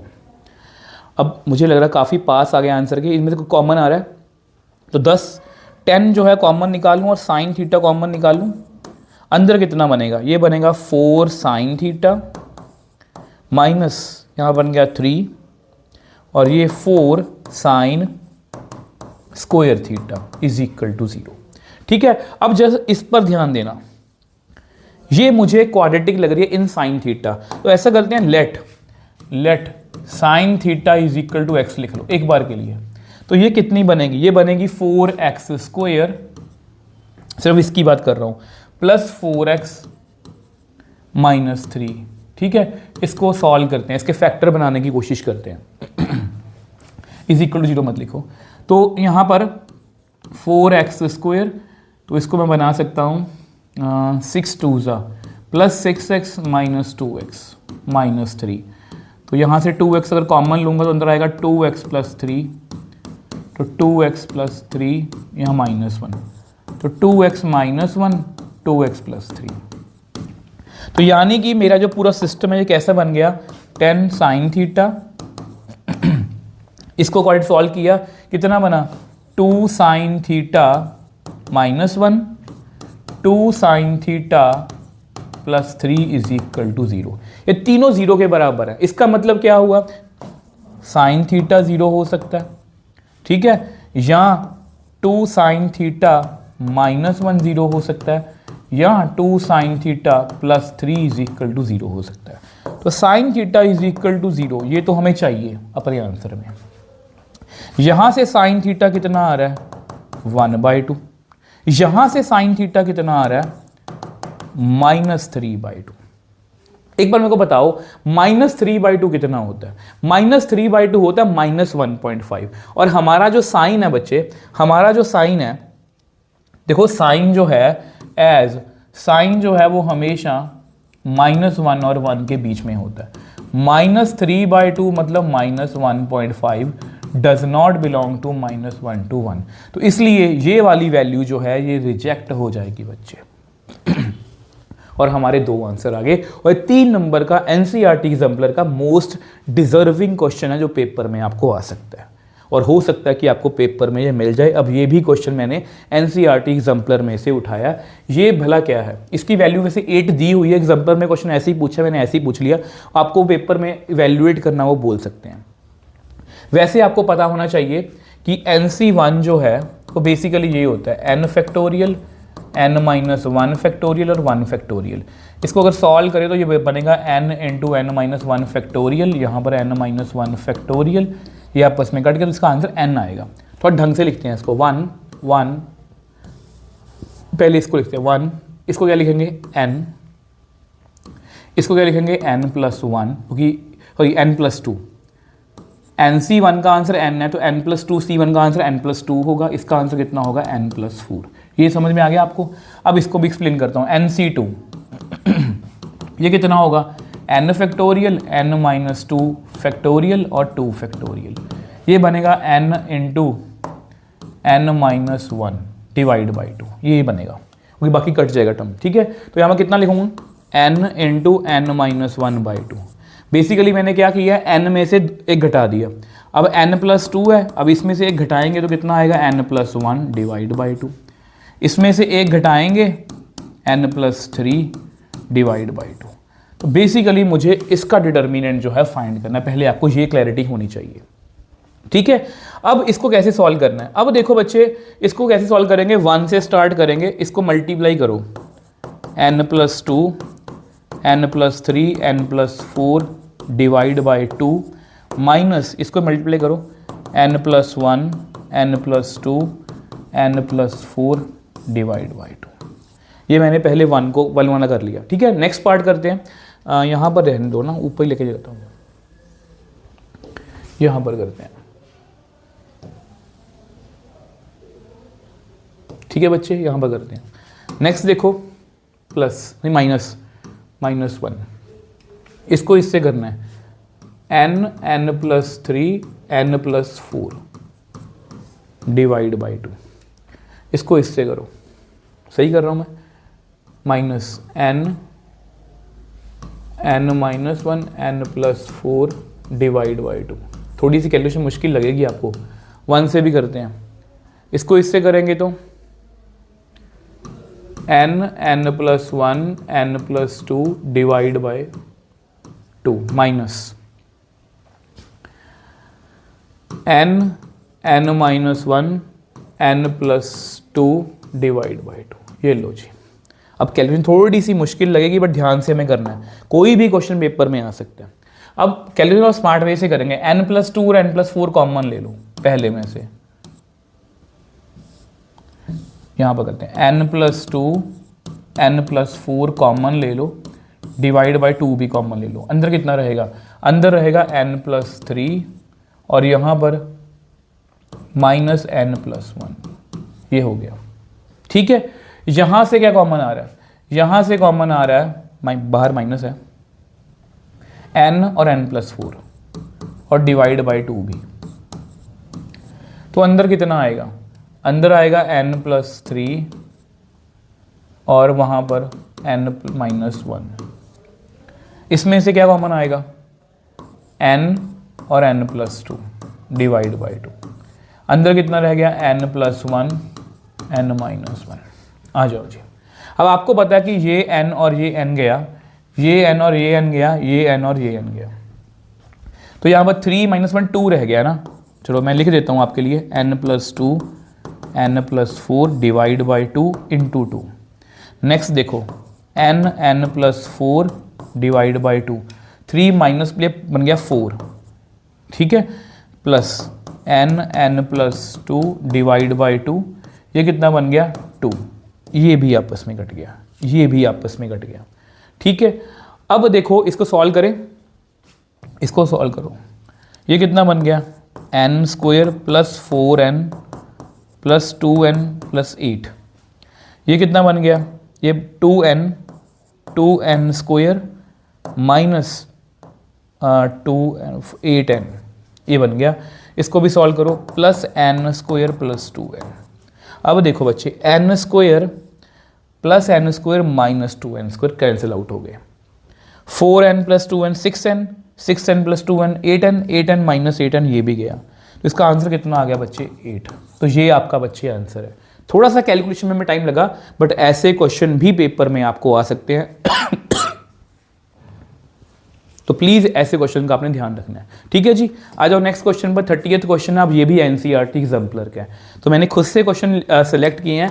भी कोशिश है कि ऑब्वियस सी बात है कि हमारी जो सिलेक्शन है वो पेपर में भी हो ऐसी कि क्वेश्चन हमारे में से ही आ जाए। ठीक है, कोशिश हमारी यही रहेगी। देखो ए डिटर्मिनेंट दिया हुआ है, XY Z की वैल्यू दी हुई है, इसकी वैल्यू दी हुई है, उन्हें इसकी वैल्यू देन वो ये बोल रहा है कि इसकी वैल्यू ये है। वैसे एनसीईआरटी एग्जाम्पलर में ये क्वेश्चन जो है ये इस तरह से कि ये ट्रू है कि फॉल्स है, बट हम इसको कैसे करेंगे, हो सकता है पेपर में आपको ऐसा है कि इसकी वैल्यू बता दो कितनी आएगी। ठीक है, अब आपको इतना फॉर्मूला इसका पता होगा कि A इंटू एडजॉइंट A होता है A डिटर्मिनेंट इंटू I। तो यानी कि अगर मैं A का डिटर्मिनेंट निकाल लूँ तो मेरे पास मेरा आंसर आ जाएगा।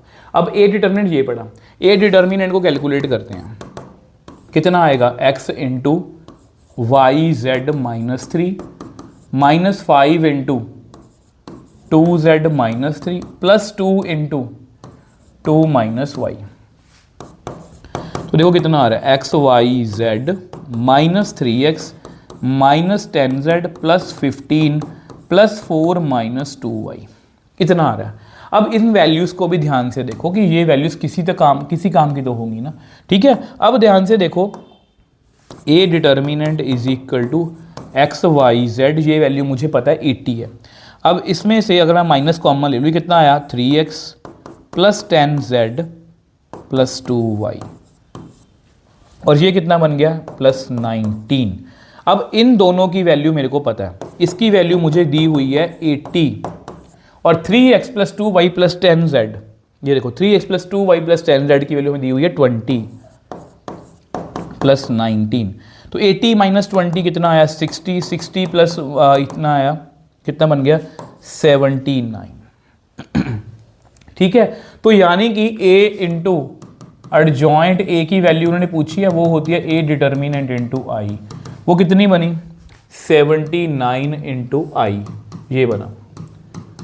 तो ये वैल्यू बेसिकली कितनी आ रही है 79,000,079 और यहाँ पर उन्होंने ये बोला तो ये स्टेटमेंट क्या हुई, फॉल्स हुई। तो पेपर में ये किसी भी तरह से आता था, नया क्वेश्चन है तो प्लीज़ ऐसे क्वेश्चन को आपने अपनी प्रैक्टिस में रखना है। आ जाओ नेक्स्ट क्वेश्चन पर। ये बच्चे आपका PYQ है, ये बच्चे आपका PYQ है। ऐसा ही सेम क्वेश्चन हमने मैट्रिसेस में भी किया था। वो ये था, वो MCQ आया था कि ये वैल्यू देखो, एक इन्वर्टेबल मैट्रिक्स है, show that for any scalar के जो 0 के इक्वल नहीं है, के ए का इन्वर्स जो है वो इतना है। अब आपको पता है कि कोई भी मैट्रिक्स इन्वर्स के ए का मुझे अगर इन्वर्स देखना है, अगर मैं उसको उसके इन्वर्स से मल्टीप्लाई करके मुझे आइडेंटिटी मैट्रिक्स मिल जाए तो वो उसका इन्वर्स होता है। तो ऐसा करते हैं, के ए का इन्वर्स बोल रहे हैं तो के ए का इन्वर्स कितना है, उन्होंने बोला ये, तो 1/k से मल्टीप्लाई कर दो इसको, कितना आएगा k into 1/k into a inverse. अब ये आपस में कट गया, a इंटू ए इनवर्स कितना होता है i, क्योंकि उन्होंने खुद बोला हुआ कि एक इन्वर्टेबल मैट्रिसेस है। तो इसका मतलब देखो k a को मैंने किसी और मैट्रिक्स से मल्टीप्लाई किया, उसका आंसर आ गया आइडेंटिटी मैट्रिक्स। इसका मतलब ये क्या हो गया, इसका ये क्या हो गया, इनवर्स। ये क्या हो गया, इनवर्स ऑफ के ए। और यही तो उन्होंने प्रूव करने को बोला था, ये मैंने प्रूव कर दिया कि के ए का इनवर्स कितना, ये ठीक है जी, ये प्रूव हो गया। अब उन्होंने क्या पूछा कि 3a का इनवर्स बता दो, 3a का इनवर्स निकालना है हमें, ठीक है। तो 3a का इनवर्स निकालने का मतलब बच्चे क्या है, 3a का इनवर्स हमें निकालना, 3a का हमें इनवर्स निकालना है। 3a का इनवर्स इसके अकॉर्डिंग क्या होगा, 1/3 इंटू ए इनवर्स, ठीक है जी। अब ए इनवर्स आपको पता है कैसे निकलेगा, ए इनवर्स के लिए क्या करेंगे, ए डिटर्मिनेंट कैलकुलेट करो पहले तुम। ए डिटर्मिनेंट कैसे कैलकुलेट करेंगे, तो ध्यान से देखना है। तो 2 2 4 -1 को -1 से किया -1, फिर +1 आ गया। उसके बाद कितना बनेगा -2, उसको इससे किया +1 कितना आएगा 1 - 2। तो देखो जी ए डिटर्मिनेंट कितना आ रहा है, यहाँ पर आया 3, यहाँ पर आया -1, यहाँ पे आया -1। तो 2 3 6, -1 मतलब 4, और ये 0 के इक्वल नहीं है, यानी कि यहाँ पर इसका इन्वर्स जो है वो एग्जिस्ट करता है। इन्वर्स करने के लिए आपको पता है हमें इसके को फैक्टर निकालने होते हैं। तो सबसे पहले A11 का को फैक्टर निकाल लो, फिर A12, फिर A13, यहाँ पर पता प्लस, यहाँ माइनस, यहाँ पर प्लस। तो ये को फैक्टर आपको निकालने आने चाहिए। मैं पूरी अच्छे से एक्सप्लेन करूँगा, उसके बाद हम थोड़ा जल्दी करेंगे ताकि ज़्यादा से ज़्यादा क्वेश्चन हम कर पाएँ। इसका को फैक्टर निकालना है तो 4 - 1 तो कितना आया 3। A12 तो -2 + 1 तो बन गया -1, तो इट इज़ +1 बेसिकली, ठीक है। A13 1 - 2 -1 -1 + 1 -1 ही बना। सेम वे से आ जाओ नेक्स्ट को फैक्टर निकालते हैं, A21 A22 A23, यहाँ नेगेटिव आएगा, यहाँ पॉजिटिव आएगा, यहाँ नेगेटिव आएगा। इसमें गलती मत करना कि एक गलती कर दी सारा क्वेश्चन गलत हो जाना है। 21 तो -2 + 1 तो इट इज़ -1, तो अगेन +1। 22 इसकी बात कर रहे हैं, 4 - 1 3 आएगा, ठीक है। तो यहाँ पर 3 आएगा बच्चे।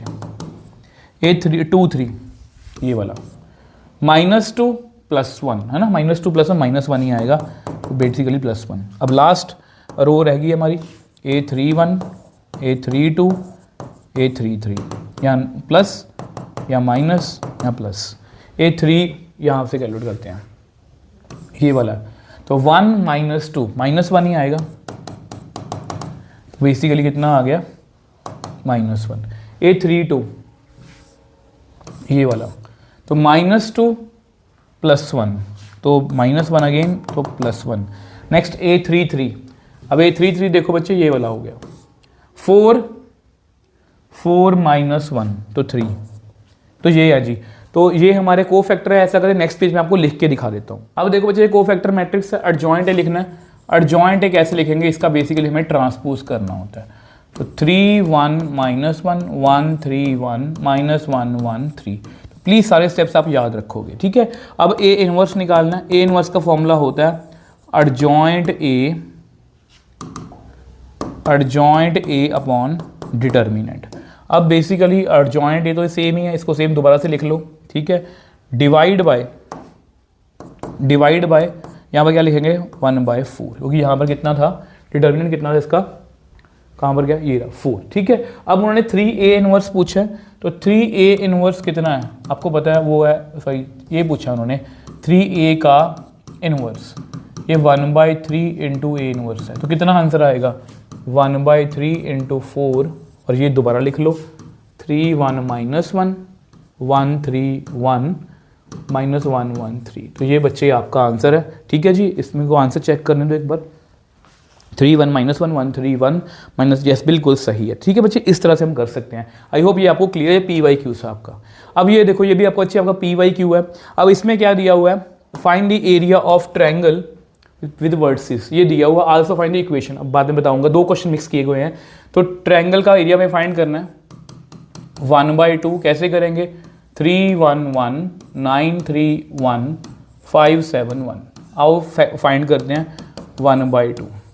3 से स्टार्ट करेंगे, 3 - 7, ठीक है, -1, उसके बाद 9 - 5 +1, 63 - 15, ठीक है बच्चे।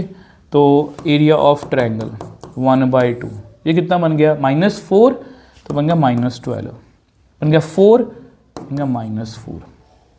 63 में से 15 गए तो 53 48, ओके 48 में से 4 गए, 48 में से 16 माइनस कर दो यार, 32 आ गया, 32।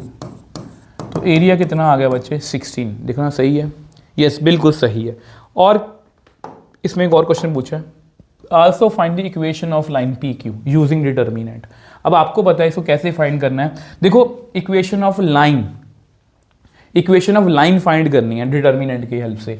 तो P पॉइंट कितना है 3 1, Q पॉइंट कितना है 9 और 3। अब लाइन के लिए यहाँ पर लिखो x y, यहाँ पर लिखो 1 1 1, ये बेसिकली एरिया ऑफ ट्रायंगल का ही फॉर्मूला है। बस इसको हम क्या कर देंगे कि इसका आंसर कितना होगा 0, क्योंकि लाइन है, ऑब्वियस सी बात, देखो PQ एक लाइन है। अगर R पॉइंट यहाँ पर है तो ट्रायंगल बन गई, तो एरिया ऑफ ट्रायंगल हमने फाइंड कर लिया। हमने अगर नॉर्मली जनरल पॉइंट ले लिया x y, वो यहाँ पर कहीं पर भी हो सकता है। अब आपको पता है अगर ये तीनों लाइन एक ही पॉइंट पर हैं तो इसका एरिया कितना होगा 0, तो इसी को हम सॉल्व कर लेंगे। अब 1/2 हो जाएगा, 0 बन गया, तो 3 × 3 - y -1, 9 - x +1, 9y -3x = 0। Solve कर लो, 9 - 3y -9 + x + 9y -3x = 0। तो x - 3x कितना आ गया -2x, -3y प्लस ये 9 और 9 कट गए, ये बन गया प्लस के 6y = 0। -2 कॉमन ले लो तो अंदर आएगा x - 3y = 0। तो ये उस लाइन की बच्चे इक्वेशन आ गई x - 3y। तो यस मेरा आंसर जो है बच्चे बिल्कुल एक्यूरेट है, ठीक है। तो आई थिंक यहाँ पर हमारे 3 नंबर के क्वेश्चन भी जो हैं बच्चे वो कंप्लीट हो गए हैं। अब यहाँ पर हमारे 5 मार्कर के क्वेश्चन, देखो बच्चे इन 5 मार्कर के कितने चांसेस हैं 99.9% कि आपको कोई ना कोई क्वेश्चन तो किसी ना किसी सेट में मिल ही जाएगा। और ये सबसे ईजीएस्ट क्वेश्चन होता है जिसको बच्चों मैं बोलता भी हूँ कि प्लीज़ बच्चे इस क्वेश्चन को जरूर करके जाना। अब देखो बच्चे ये आपका सैम्पल पेपर क्वेश्चन और ये आपका होमवर्क, आप बोलोगे पहला ही क्वेश्चन होमवर्क में दे दिया। वही बच्चे देखो इसके 2 रीज़न है। पहला, ये तो आप सैम्पल पेपर में जाके हमारी वीडियो से चेकआउट कर सकते हो, इसका सोल्यूशन चेकआउट कर सकते हो। बट मुझे ये है कि ये थोड़ा सा आसान वाला क्वेश्चन है। मैं आपको इसी चीज़ का मुश्किल वाला क्वेश्चन कराऊंगा जिसमें AB, देखो इसको AB को सॉल्व करना है। इसमें AB जो है ना वो डायरेक्टली I के बराबर आएगा। ये बहुत इजी क्वेश्चन है। मैं आपको करवाऊंगा जिसमें यहाँ पर 8 9 कुछ और वैल्यू होगी, इसलिए मैंने आपको होमवर्क में रखा हुआ है। अब देखो इसके बाद पहला क्वेश्चन सॉल्व करते हैं, ये वाला। अब ये आपका PYQ है बच्चे, ये स्टेटमेंट वाले क्वेश्चन है। मैं जितने भी 5 नंबर के क्वेश्चन पॉसिबल है आपको सब करवाने की कोशिश करूँगा। तभी बोल रहा था, मैंने आपको वीडियो बनाई थी कि वीडियो ये लेट क्यों हुई है, क्योंकि मुझे है कि सभी क्वेश्चन इंक्लूड भी हों, टाइम भी कम लगे। इसको ध्यान से पढ़ो। स्कूल जो है wants to allocate students into 3 clubs, sports, music and drama. Under the following conditions. यहाँ पर कुछ वैल्यूज़ दी हुई हैं, यहाँ मैंने देख लिया कि ये क्या दिया हुआ है, मैट्रिक्स मेथड से इसको सॉल्व करना है। तो ऐसा करो, स्पोर्ट्स को x लिख लो, इसको म्यूजिक को y और ड्रामा को z। ठीक है, बार बार कंफ्यूजन नहीं होगी। पहला पढ़ते हैं, द नंबर ऑफ, इसमें बेसिकली यही है कि आप इक्वेशंस कैसे बनाते हो। पहली इक्वेशन क्या है, the number of students in sports club should be equal to sum of number of student in music and drama. Sports मतलब x, जो बराबर x किसके बराबर है बच्चे, यहाँ पर y और z के सम के बराबर है। पहली इक्वेशन हमारी बन गई। ठीक है, ये पहली इक्वेशन है। दूसरी इक्वेशन देखो क्या है, the number of the student in music should be 20 more than half the number of student in sports club.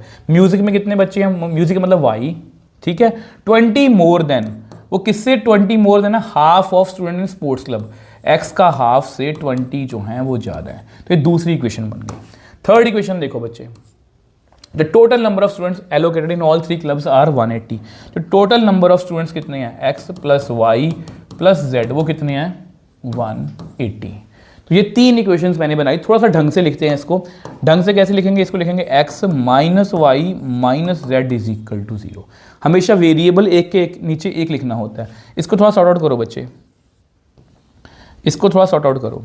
इसको सॉर्ट आउट करते हैं, कैसे करेंगे, इसको लिख लो 2y is equal to X plus 40। 2 मैंने एलसीएम ले लिया।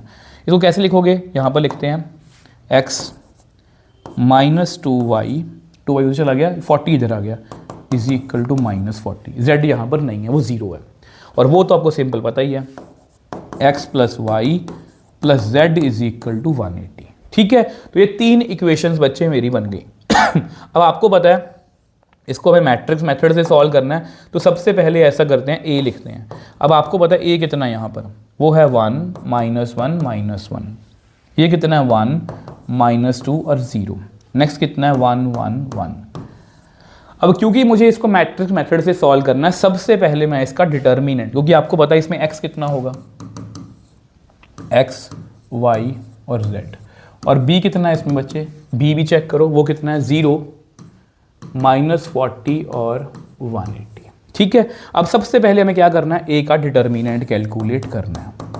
वो कितना आएगा -2 0, उसके बाद +1 कितना आएगा 1 माइनस 0, उसके बाद -1 कितना आएगा 1 + 2। तो a का डिटर्मिनेंट कितना बन गया -2 + 1 -3।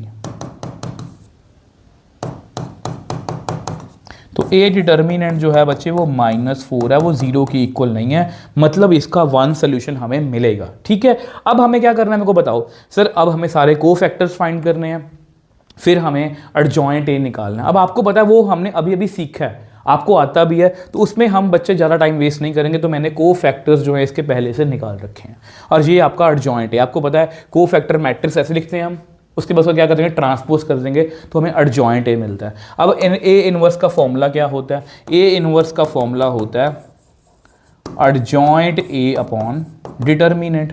अब इसको दोबारा से लिख लो यार, है क्या, कुछ भी नहीं है। मैं आपको बोल रहा था कि मैं कम से कम टाइम में ज़्यादा से ज़्यादा क्वेश्चन जो है आपको करवाना चाहता हूँ, तो यही वो रीज़न था कि मैंने वीडियो जो थोड़ी डिले की, मैंने सोल्यूशन जो है पहले से निकाल के रखे हैं, ताकि इन चीज़ों में हम टाइम वेस्ट मत करें। ये नई चीज़ नहीं सीख रहे हैं, ये हमें आती है ऑलरेडी।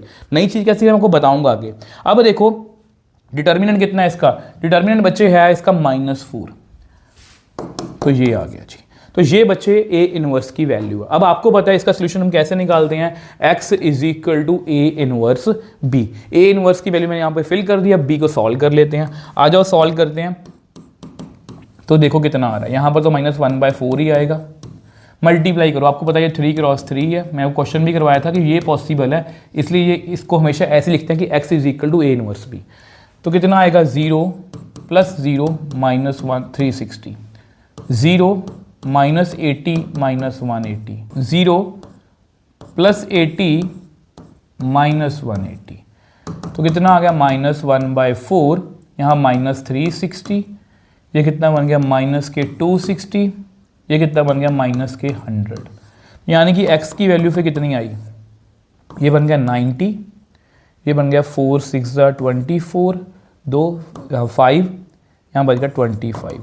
तो ये बच्चे आपके जो एक्स है, मतलब स्पोर्ट्स में जो भी वैल्यूज हमारी वैल्यूज सही आई हैं, यस, यानी कि स्पोर्ट्स वाले बच्चे कितने हैं 90, म्यूजिक वाले बच्चे कितने हैं 65 और लास्ट में ड्रामा वाले बच्चे कितने हैं 25। तो इस तरह से बच्चे आपको ये क्वेश्चन PYQ है। मैं आपको दिखाता हूँ कि डिफरेंट सेट्स में किस तरह के क्वेश्चन उन्होंने पूछे हैं। मैंने लिख रखा है पहले से, जैसे कि मैं आपको हमेशा बोलता हूँ, मैंने होमवर्क करके आता हूँ। तो 37 क्वेश्चन नंबर देखो, ये आपने क्वेश्चन कर लिया 34, अब 37 क्वेश्चन देखना पहले।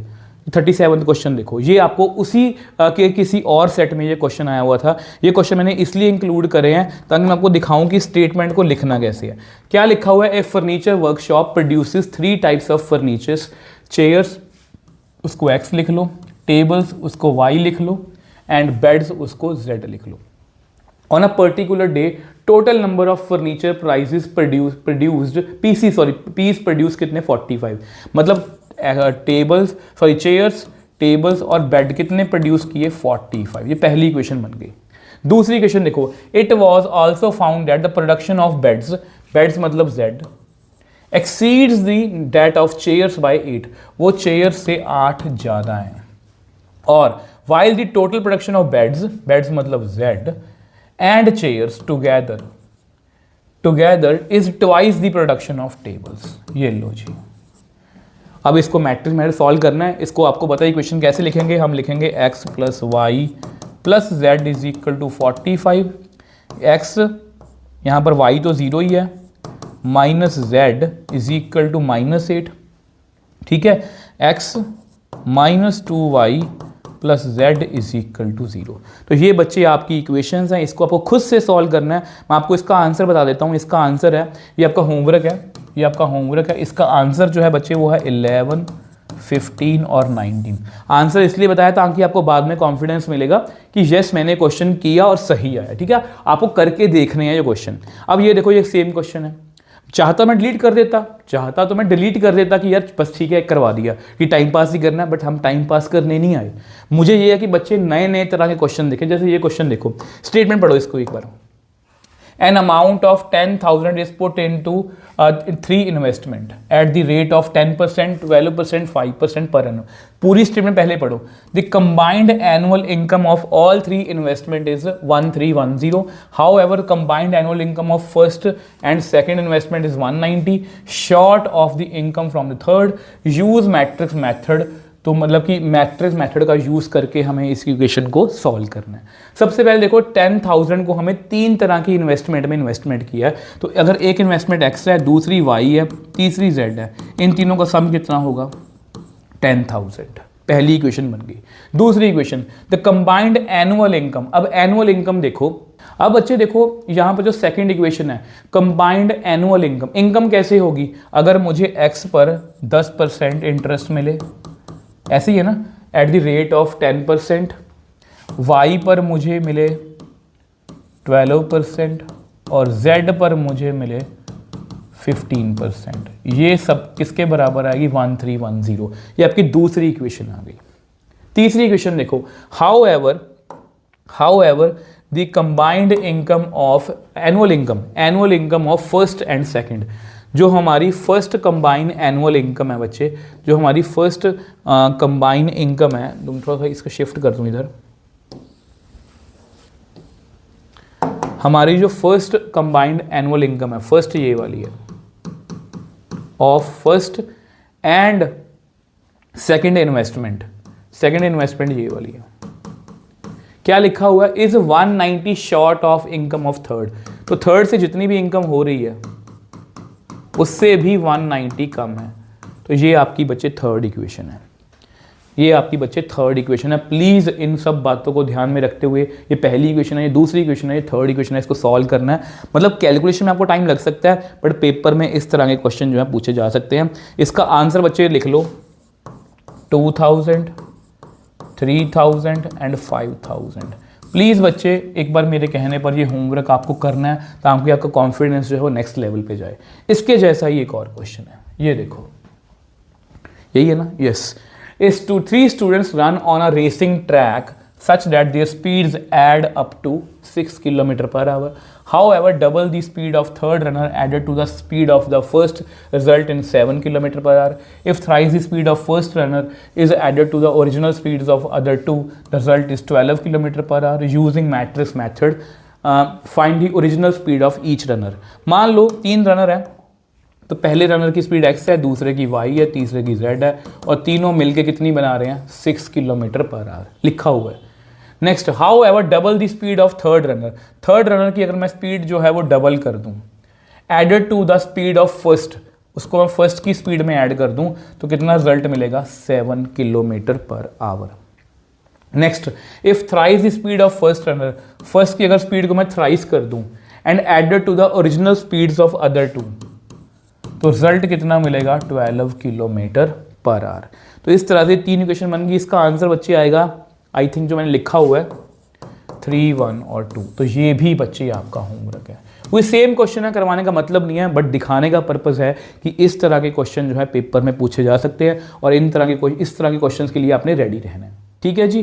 तो ऐसा कि थोड़ा पीछे चलते हैं, थोड़ा सा पीछे चलते हैं. आ जाओ, ये आपको होमवर्क मैंने बता दिया. अब ये क्वेश्चन बीच में रह गए थे, देखो ये हमने कर लिया. उसके जैसे मैंने आपको 3 क्वेश्चन बता दिए. अब ये क्वेश्चन देखो, ये क्वेश्चन वो है जो आपके सैंपल, देखो ये सैंपल पेपर का क्वेश्चन था जो मैंने आपको होमवर्क में दे दिया पहले ही, बट एक्चुअल में सैंपल पेपर से मुश्किल क्वेश्चन ये है. मैं आपको बताऊंगा क्यों. अब देखो उन्होंने क्या बोला. उन्होंने बोला कि ए और बी को मल्टीप्लाई करो and hence solve the system of equation. अब देखो सबसे पहले ए और बी को मल्टीप्लाई करते हैं. आओ करते हैं. इस रो को इस कॉलम से करना है. कितना आएगा -4 + 4 + 8, ऐसा ही कुछ है. +4 -8 + 4, -4 -8 + 12. Next -7 + 1 + 6 +7 -2 + 3 -7 -2 + 3 + 9 sorry 5 -3 -2 -5 + 6 -1 5 + 6 -3. ठीक है. तो ए बी इज इक्वल, जब देखो बच्चे जब भी ऐसा क्वेश्चन आएगा ऑब्वियसली बात है ये आइडेंटिटी मैट्रिक्स की फॉर्म में ही बनेगा. जब चेक कर लो ये कितना आया 8, चेक करो 0, चेक करो 0. ठीक है. चेक करो 0, चेक करो 8 इज 0 0 0, 11 में से 3 गए 8. ये किसके बराबर आया 8i. अब यहाँ पर हम कई बार बच्चे फंस जाते हैं. बेसिकली जो सैम्पल पेपर क्वेश्चन है वहाँ पर क्या है, वहाँ पर बच्चे क्या है, यहाँ पर A B is equal to I directly आ जाएगा, बट यहाँ पर 8i आया. अब हमें चेक करना है और अब हमें सॉल्व करना है इस सिस्टम को. हमें चेक करना है कि हमारा जो सिस्टम है, हमारा ये वाला सिस्टम है, हमारा सिस्टम किससे मैच कर रहा है. अगर मैं अपने सिस्टम का वो लिखूं सब कुछ सी मैट्रिक्स लिखूं, ठीक है, सी नाम रख लेता हूँ कि ए और बी रखा हुआ है. ये आएगा 1 -1 और 1 1 -2 -2 2 1 और 3.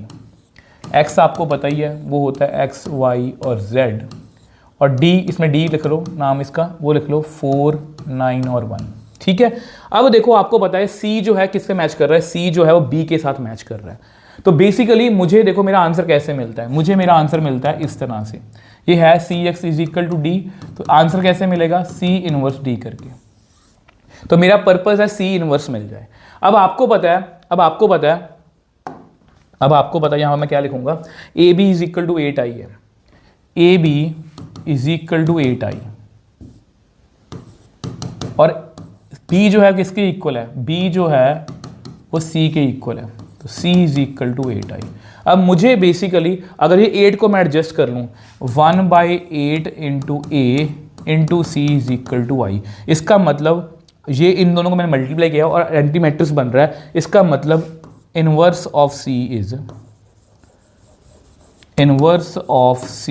1/8 इंटू ए. तो ये इसका बच्चे इनवर्स है, ये बच्चे क्या है इसका इन्वर्स है.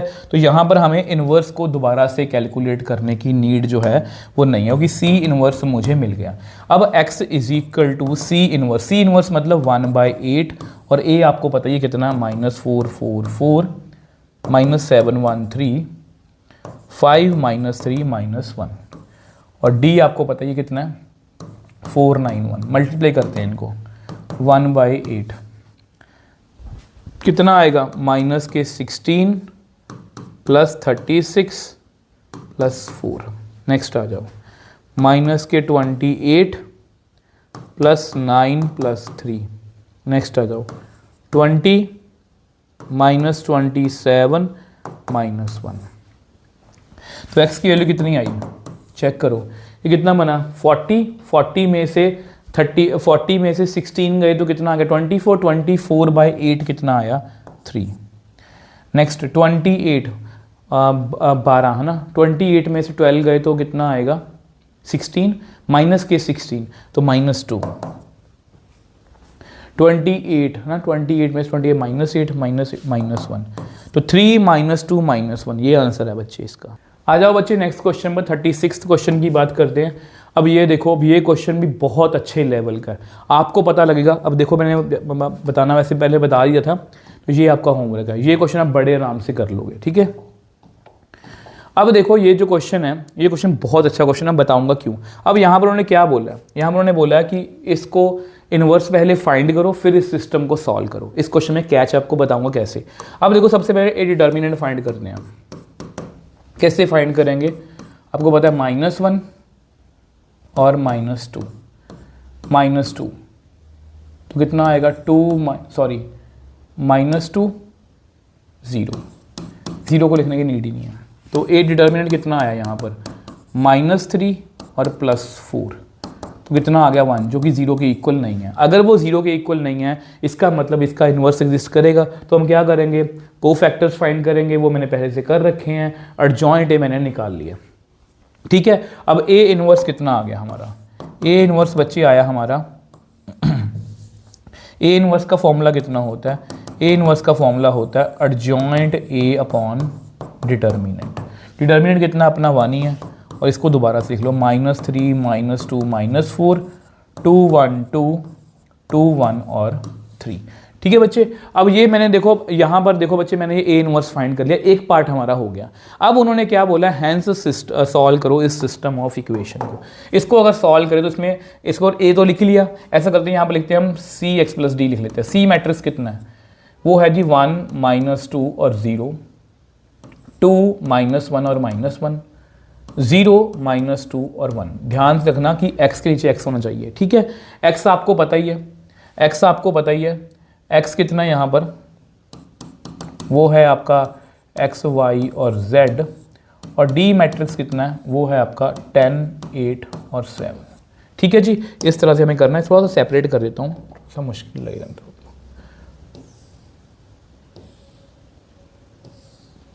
ठीक है बच्चे। इस तरह से हमें करना है।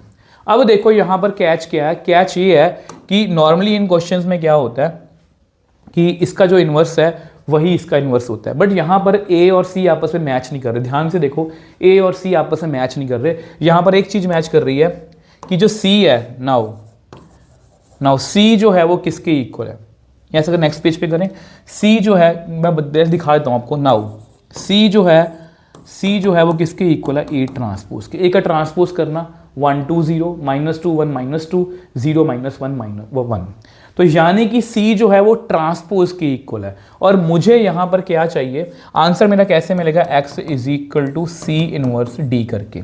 तो मुझे बेसिकली C का इनवर्स चाहिए, जो नॉर्मली हमेशा इसी के बराबर होता है, बट यहाँ पर क्वेश्चन में क्योंकि कैच है वो ट्रांसपोज के इक्वल है, तो C इनवर्स मैं कैसे निकालूंगा। दोनों तरफ अगर मैं इनवर्स कर दूँ तो इसको मैं लिख सकता हूँ, देखो ये ए ट्रांसपोज का इन्वर्स है, इसको मैं ये भी लिख सकता हूँ कि ए इन्वर्स का ट्रांसपोज। ये आपको रिजल्ट पता होना चाहिए, यानी कि जो भी मेरा ए इन्वर्स है उसको मैं नेक्स्ट पेज में लिखूंगा, क्योंकि सी का इन्वर्स किसके इक्वल है।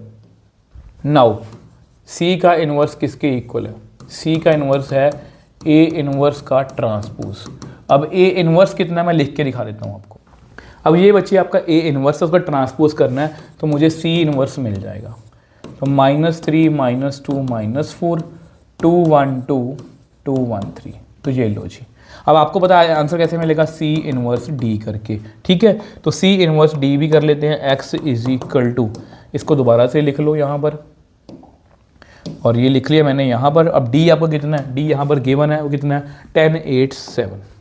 आओ मल्टीप्लाई करते हैं इनको, 10, 8 और 7, तो देखो कितना आएगा, -30 + 16 + 14 -20 + 8 + 7 माइनस के 40 + 16 + 21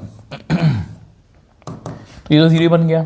नेक्स्ट ये 50 माइनस के 5 बन गया, ये कितना 37 माइनस के 3, तो 0 -5 और -3। मुझे आंसर चेक करने दो एक बार, 0 -5, यस बिल्कुल सही है। देखो बेसिकली इसमें कैच क्या है, नॉर्मली क्या होता है कि ये जो सिस्टम है ना ये बिल्कुल इससे मैच कर रहा होता है, तो हमें जस्ट इसका ए इनवर्स पहले निकाल चुके हैं, उसी को हम यूज़ कर लेते हैं। इस क्वेश्चन में ट्रांसपोज हो गया।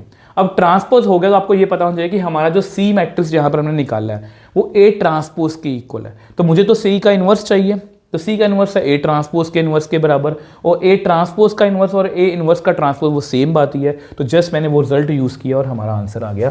तो यहाँ पर इसके जैसा कोई क्वेश्चन है, तो एक तो क्वेश्चन मैंने देखो, हाँ यस बिल्कुल है, 42 क्वेश्चन नंबर पर चलते हैं। ये तो मैंने आपको बताई थी होमवर्क में। अब ये देखो बच्चे, ये आपके ना पेपर में क्वेश्चन आया हुआ है, ये आपके पेपर में क्वेश्चन आया हुआ है 25 में, बट ये बहुत ज़्यादा सिंपल है। अब चेक करो, ये देखो ए मैट्रिक्स और ए इनवर्स फाइंड करना है, फिर सिस्टम ऑफ इक्वेशन को सॉल्व करना है। 2 1 -3 2 1 -3 3 2 1 3 2 1 1 2 -1 1 2 -1। मतलब यार ये ज़्यादा इजी क्वेश्चन है, मुश्किल वाला मैंने करवा दिया। तो इस हिसाब से ये खुद से फिर भी आपको करना है, ताकि खुद से, अभी मैं क्वेश्चन सॉल्व कर रहा हूँ आप नहीं कर रहे, तो इसको आपको सॉल्व करना है, ठीक है, ये आपका होमवर्क है। अब देखो और क्वेश्चन देखते हैं, इसके बाद और कौन सा क्वेश्चन है, सारे क्वेश्चन हमने कर लिए हैं। 40th क्वेश्चन हम इसके बाद सॉल्व करना है। तो ये आपका पेपर में PYQ है बच्चे, इसको पूछा गया है तो कैसे करना है। अब ए दिया हुआ है, show that A transpose into A inverse. अब आपको पता है कि यार ए इनवर्स पहले निकालते हैं। ए इनवर्स के लिए डिटर्मिनेंट चेक करते हैं, कितना आएगा 1 + cot स्क्वायर एक्स, जो कि 0 के इक्वल नहीं है। ऐसा करो, इसको लिख लो कोसेकेंट स्क्वायर एक्स, क्योंकि ये फॉर्मूला होता है, ये 0 के इक्वल नहीं है, मतलब इसका इन्वर्स जो है वो एग्जिस्ट करता है। आपको पता है ये 2 × 2 मैट्रिक्स है। 2 × 2 मैट्रिक्स में क्या होता है, 2 × 2 मैट्रिक्स में मुझे पता है कि एडजॉइंट का मेरे पास शॉर्टकट होता है। शॉर्टकट क्या होता है कि इसको एक्सचेंज कर लो, 1 और 1 को एक्सचेंज कर लो, दोनों जगह 1 है तो एक्सचेंज होगा नहीं, और इनके क्या करना है साइन चेंज। इसको लिखो -cot x, इसको लिखो +cot x। ये एक शॉर्टकट है जो मैंने आपको NCERT 1 शॉट वाली वीडियो में बताया था। ऐसी और टिप्स एंड ट्रिक्स के लिए मैं हमेशा बच्चों को बोलता हूँ कि हमारे पास बहुत सारी ट्रिक्स हैं, प्रोबेबिलिटी की ट्रिक्स हैं, इंटीग्रेशन का माइंड मैप है, डेरिवेटिव की ट्रिक्स हैं, differential equation, application of derivative सब कुछ मिल जाएगा आपको। बस आपको अच्छे ठंडे दिमाग से, अच्छे दिमाग से पढ़ना है। इसका मतलब ये होता है बच्चे, ताकि आप मन में आपके मोटिवेशन होनी चाहिए कि नेक्स्ट मैं कुछ पढ़ रहा हूँ, मैं कुछ सीख रहा हूँ, इसका मुझे फ्रूट मिलेगा। अगर आप ये सोचोगे यार मैं क्यों कर रहा हूँ, क्यों ही करना, ये क्यों इतना मुश्किल है, मैं क्यों करूँ, मतलब फिर नहीं कर पाओगे। तो खुद के लिए करना, किसी और के लिए नहीं करना। एडजॉइंट ए आ गया। अब ए इनवर्स का फॉर्मूला कितना होता है, वो होता है एडजॉइंट ए अपॉन डिटर्मिनेंट। डिटर्मिनेंट है अपना 1 कोसेकेंट स्क्वायर एक्स, और एडजॉइंट ए कितना है 1 - cot x और 1। ठीक है, अब हमें क्या फाइंड करना है नाउ, अब हमें अपनी देखनी है कि लेफ्ट साइड कितनी है, A transpose into A inverse. अब ए ट्रांसपोज कितना आएगा 1 cot x - cot x into 1, divide बोल रहा हूँ। अब देखो बेसिकली हमें यहाँ पर ए इनवर्स लिखना है ना, ए इनवर्स लिखना है, तो ए इनवर्स यहाँ पर लिखते हैं, वो कितना है 1 - cot x, यहाँ पर cot x, यहाँ पर 1। अब 1 कोसेकेंट स्क्वायर है, उसको बाहर लिख लो, ठीक है जी। अब मल्टीप्लाई करते हैं, इसको लिख लो पहले, वो साइन स्क्वायर लिख लो यार, ज़्यादा इजी है। 1 - cot square x -cot x -cot x, cot x + cot x -cot square x + 1। ठीक है, मुझे इसके बराबर, देखो मुझे जो आंसर बनाना है वो कॉस साइन में बनाना है, ये सब कुछ कॉट वगैरह में है, तो थोड़ा सॉल्व करते हैं इसको। साइन स्क्वायर यहाँ पर रखो, इसको लिख लो 1 - 1 minus cos square by sine square. इसको लिखो -2 cos x by sine x. इसको लिखो 2 cos x by sine x. इसको लिखो 1 minus cos square x by sine square x. ठीक है बच्चे, इसको ऐसे लिख लो। इसको अंदर मल्टीप्लाई करना तो ये कितना बनेगा साइन स्क्वायर एक्स, ये कितना बनेगा माइनस कॉस स्क्वायर एक्स। यहाँ पर ये साइन से साइन कट गया है तो कितना आएगा -2 साइन एक्स कॉस एक्स। नीचे भी सेम साइन साइन कट गया तो 2 साइन एक्स कॉस एक्स। ये कितना आएगा sine square x minus cos square x. इसको नेक्स्ट पेज पे करते हैं। अब देखो बच्चे, यहाँ तक हमने कर लिया, मुझे पता है मुझे ये आंसर बनाना है। अब अगर इसमें से माइनस कॉमन लूँगा तो कॉस स्क्वायर आगे आएगा, ये सारे फॉर्मूलाज बन जाएंगे। तो यहाँ पर ये बनेगा माइनस कॉस स्क्वायर एक्स। अब ये फॉर्मूला होता है बेसिकली कॉस 2x का, माइनस कॉस 2x, ये होता है माइनस साइन 2x का। ठीक है, ये होता है साइन 2x और ये होता है माइनस कॉस 2x। और आई थिंक हमें यही प्रूव करवाना था, चेक कर लो, बिल्कुल सही है। ठीक है जी, तो ये भी हमारा 5 नंबर का क्वेश्चन जो है वो कंप्लीट हो गया। अब ये देखो, अब ये आधा एनसीईआरटी का क्वेश्चन है, आधा एनसीईआरटी एग्जाम्पलर का क्वेश्चन है। ये क्वेश्चन आपको एनसीईआरटी मिल जाएगा, इतना क्वेश्चन कि ए बी इनवर्स फाइंड करना है। और आप सभी को पता है कि ए बी इनवर्स का मतलब क्या होता है। ए बी इनवर्स का मतलब होता है बी इनवर्स ए इनवर्स, और बी इनवर्स ऑलरेडी मेरे पास है तो मुझे ए इनवर्स निकालना है। उसके लिए सबसे पहले डिटर्मिनेंट कैलकुलेट करते हैं। तो 5 × 3 - 4, 0 को लिखने की नीड नहीं है, 4 - 3। तो ए डिटर्मिनेंट कितना आया -1, 4 × 1 -5 + 4, दैट मीन्स -1, जो कि 0 के इक्वल नहीं है। अगर वो 0 के इक्वल नहीं है मतलब उसका इन्वर्स एग्जिस्ट करता है। तो एडजॉइंट ए वगैरह हम पहले से कैलकुलेट कर चुके हैं ताकि हमारा टाइम जो है वो वेस्ट ना हो। अब आपको पता है कि ए इन्वर्स कैसे आएगा, वो होता है एडजॉइंट ए अपॉन डिटर्मिनेंट। अब डिटर्मिनेंट की वैल्यू कितनी है 1/-1, -1, -8 - 12, 0 1 -2, 0 -10 और 15। तो ए इनवर्स आ गया। अब मुझे क्या करना है बी इनवर्स ए इनवर्स निकालना है। ठीक है, तो नेक्स्ट पेज मैंने लिखा हुआ है पहले A B inverse A inverse. अब बी इनवर्स तो आपके सामने ही है, 1 3 थी वो गिवन है, 1 4 3 1 3 4। ए इनवर्स देखो यहाँ पर मैंने क्या किया, इस माइनस को अंदर ले गया, 1 बन गया -8 ये +12, इस माइनस को मैं अंदर ले गया बच्चे। ठीक है, इसलिए वहाँ पर मैंने वो -1 नहीं लिखा। अब इसको मल्टीप्लाई कर देते हैं तो ए बी इनवर्स कितना आएगा 1 + 0 - 3, -8 - 3 + 30, 12 + 6 -45। नेक्स्ट आ जाओ 1 + 0 - 3, -8 - 4 + 30, 12 + 8 - 45। नेक्स्ट 1 फिर 0 - 4, -8 - 3 + 40, 12 + 6 - 60। ये देखो, ठीक है।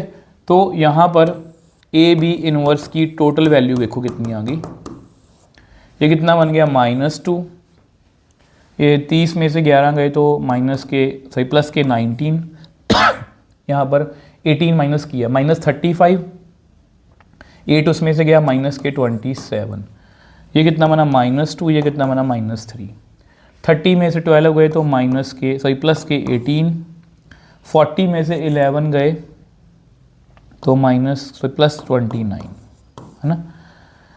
यहाँ पर 20 गए तो -25, 60 में से 18 गए तो 50 में 42। एक बार आंसर चेक कर लो कि कोई गड़बड़ ना हो जाए। -2 19 -27 -2 18 -25 -3 20 -42। यस, बिल्कुल सही है बच्चे, बिल्कुल सही है। इसको अच्छे से लिखो 42। मतलब ये देखो यार, हमने एक क्वेश्चन को कर लिया। ठीक है, और क्या पूछा उन्होंने, और उन्होंने पूछा, ये एग्जाम्पल का क्वेश्चन है ए बी इनवर्स का डिटर्मिनेंट। अब पूछा है उन्होंने ए बी इनवर्स का डिटर्मिनेंट। ऐसा हमने एमसीक्यू भी किया था, वो आपको पता है बी इनवर्स ए इनवर्स होता है, ठीक है। वो आपको ये पता है कि लिख सकते हैं बी इनवर्स का डिटर्मिनेंट ए इनवर्स का डिटर्मिनेंट। इसको आप लिख सकते हो 1/b का डिटर्मिनेंट 1/a का डिटर्मिनेंट, ठीक है। अब 1/a तो डिटर्मिनेंट तो a तो पता ही है कितना -1 है, b का डिटर्मिनेंट हम कैलकुलेट कर लेते हैं। b का डिटर्मिनेंट देखो ये रहा b, सॉरी b इनवर्स है ना, सॉरी b इनवर्स है, b इनवर्स का यहाँ पर b इनवर्स ही लिखो यार, सॉरी b इनवर्स का डिटर्मिनेंट, ठीक है। तो b इनवर्स का डिटर्मिनेंट कैलकुलेट करते हैं क्योंकि b इनवर्स ही गिवन है ना, तो b इनवर्स का डिटर्मिनेंट ही निकाल लेंगे। कितना आएगा 16 - 9 -3 4 - 3 + 3 -4। तो b इनवर्स का डिटर्मिनेंट जो कितना आएगा 7 - 3 × 1 + 3 × -1, तो 7 - 3 -3 तो कितना आ गया 1। तो यहाँ पर वैल्यू फिल करते हैं। ए बी होल का इनवर्स का डिटर्मिनेंट कितना आया, बी इनवर्स कितना है 1, इसका डिटर्मिनेंट कितना है 1, इसका कितना है -1। चेक करो ए का डिटर्मिनेंट कितना है -1, तो अल्टीमेटली वैल्यू कितनी आ गई बच्चे -1। तो ये बच्चे आपका आंसर है, यस बिल्कुल सही है। तो यहाँ पर आई थिंक आपके सारे कंप्लीट हो गए बच्चे। अब हमारी एक इकलौती केस स्टडी है, तो ये केस स्टडी भी पेपर में आपको आ सकती है। लास्ट सेक्शन है बच्चे हमारा, और इसके बाद हमारी वीडियो जो है वो कंप्लीट हो जाएगी। ए स्कॉलरशिप, देखो बहुत अच्छा क्वेश्चन है ये भी। A scholarship is the sum of money provided to a student to help him or her for pay for education. Some students are granted scholarship based on their academic achievements while other are rewarded based on the financial needs. तो basically यहाँ पर scholarship के बारे में बता रहे हैं कि कुछ अच्छे बच्चों को स्कॉलरशिप मिलती है या कुछ नीडी बच्चों को स्कॉलरशिप मिलती है। तो वो हमारे काम का नहीं है, हमारे काम का ये वाला डेटा है। Every year a school offer scholarship to girl children and meritorious achiever based on certain criteria, ठीक है। आगे क्या लिखा हुआ, in session 2022-23 the school offered monthly scholarship of ₹3,000 for some girl students and 4,000 each of meritorious achievers in academics as well as sports, ठीक है। तो 3,000 रुपये वो लड़कियों को स्कॉलरशिप दे रहे हैं और 4,000 रुपये वो जो अच्छे बच्चे मेरिटोरियस हैं क्योंकि जो एकेडमिक्स और स्पोर्ट्स में, ठीक है। In all 50 students were given scholarship, monthly expenditure इतना दिया हुआ है। तो हमें बेसिकली देखा जाए तो मैट्रिक्स मेथड से इसको सॉल्व करना है। अब यहाँ पर बच्चे इसको करना कैसे है, यहाँ पर अगर क्वेश्चन को पढ़ें तो मैट्रिक्स मेथड ही है, तो हमें सबसे पहले इक्वेशंस बनानी पड़ेंगी। अब मान लो x का मतलब है नंबर ऑफ गर्ल्स, ठीक है। y का मतलब है नंबर ऑफ मेरिटोरियस की स्पेलिंग यही सही लिखे मैंने, मेरिटोरियस, चलो जो भी है, ठीक है। यानी कि उन्होंने बोला कि इन 50 स्टूडेंट्स वर गिवन स्कॉलरशिप, मतलब जितनी लड़कियां हैं जितने मेरिटोरियस हैं, तो ऐसे कितने बच्चे हैं 50 बच्चे। पहली क्वेश्चन हमारी बन गई। दूसरी क्वेश्चन क्या पूछी है, मंथली एक्सपेंडिचर कितना है 1,80,000। देखो 3,000 वो लड़कियों को स्कॉलरशिप दे रहे हैं, अगर एक लड़की को वो 3,000 दे रहे हैं तो x लड़कियां तो x × 3,000, 4,000 वो मेरिटोरियस को दे रहे हैं एक बच्चे को, तो 4,000 × y, ये टोटल खर्चा कितना हो गया 1,80,000। थोड़ा ढंग से लिख लो इसको, तो ये बनेगा 3x + 4y = 180। तो मैंने डाटा लिख लिया। पहला क्वेश्चन देखते हैं क्या पूछा है। पहला क्वेश्चन क्या पूछा है, express the given information algebraically using matrices. तो मैट्रिसेस में कैसे लिखना है इसको, मैट्रिसेस में ऐसे लिखेंगे इसको 1 1 3 और 4। यहाँ पर लिखेंगे हम x और y, और यहाँ पर हम लिखेंगे b कितना है 50 और 180। तो पहला पार्ट हमारा हो गया। सेकंड पार्ट की बात करते हैं। सेकंड पार्ट क्या पूछा है, check whether the system of matrix equation so obtained is consistent और नॉट। क्या ये सिस्टम कंसिस्टेंट है या नहीं। तो हमें जस्ट इसका डिटर्मिनेंट करना है, कितना आएगा 4 - 3 which is equal to 1 not equal to 0। तो ये एक कंसिस्टेंट सिस्टम है बच्चे, ठीक है। थर्ड पार्ट की बात करते हैं। थर्ड पार्ट क्या पूछा है, find the number of scholarship of each kind given by the school using matrices. Basically हमें इसको सॉल्व करना है। अब आपको पता है इसका एडजॉइंट हम कैसे लिखेंगे, देखो ये है, ये ए मैट्रिक्स हमें दिया हुआ, तो एडजॉइंट ए कैसे लिखेंगे, आपको पास डायरेक्टली शॉर्टकट से इसको रिप्लेस करना है 4, यहाँ पर 1, इसके साइन चेंज करने हैं, ये हमारा शॉर्टकट है। ए इनवर्स कैसे फाइंड करते हैं आपको पता है, ए इनवर्स होता है एडजॉइंट ए अपॉन डिटर्मिनेंट। डिटर्मिनेंट इसका कितना है, वो है 1, उसको लिखने की नीड नहीं है, इसी को लिख लो 4 - 1 - 3 और 1। तो x का आंसर कैसे निकालेंगे, x = A इनवर्स B। तो 4 - 1 - 3 और 1, B कितना है, वो है 50 और 180। तो बहुत ईजिली ये क्वेश्चन हमने कर लेना है, x = तो 4 × 5 = 20 - 180 - 150 + 180, तो यहाँ पर आएगा 20 और 30। तो गर्ल्स कितनी है बच्चे, गर्ल्स हैं 20 और मेरिटोरियस वो कितने हैं आपके 30। तो ये बच्चे आपका आंसर है, हमने इसको सॉल्व कर लिया। इसका लास्ट पार्ट है वो भी देख लेते हैं। लास्ट पार्ट क्या है, ऑप्शन में है, वैसे वो लास्ट पार्ट जो है बच्चे वो ऑप्शन में है, पर हमें सारा करना ही है। Had the amount of scholarship given to each girl child and meritorious been interchange, what would be the monthly expenditure incurred by the school. अगर हम अमाउंट को जो है वो इंटरचेंज कर दें, देखो गर्ल्स पर कितनी, देखो गर्ल्स कितनी है 20, पहले दे दे वो 3000, अगर मैं 4000 कर दूँ उसको, मेरिटोरियस बच्चे हैं 30, उसमें पहले अमाउंट देते 4000, अगर मैं उसको 3000 कर दूँ तो वो एक्सपेंडिचर पूछ रहे हैं कितना आएगा, 80,000 यहाँ पर आ गया, ये 90,000 आ गया यहाँ पर, तो कितना आ गया 1,70,000, ये नया एक्सपेंडिचर है। तो बच्चे यहाँ पर वीडियो हमारी कंप्लीट है और मैंने बच्चे ट्रस्ट मी, मैंने अपना पूरा जोर लगाया कि मैं NCERT एग्जाम्पलर, सैम्पल पेपर, आपके PYQs हर तरह का क्वेश्चन जो है इसमें इंक्लूड करने की कोशिश करूँ। और ट्रस्ट मी, अगर आप अभी तक वीडियो देख रहे हो, आपका कॉन्फिडेंस जो है वो इस लेवल पे जा चुका है, आपको पता है, और नीचे आप कमेंट सेक्शन में लिखने वाले हो। और अगर आपको वीडियो में थोड़ा बहुत भी लगा कि ये वीडियो में ऑनेस्टी दिखती है, तो प्लीज़ बच्चे वीडियो को लाइक, शेयर और हाइप जरूर कीजिए, ताकि ऐसा फ्री ऑफ कॉस्ट जो मैं काम कर रहा हूँ ये मैं आगे भी कंटिन्यू कर सकूँ। तो इसी तरह से बच्चे मिलेंगे नेक्स्ट वीडियो में। बाय बाय मेरे टॉपर्स।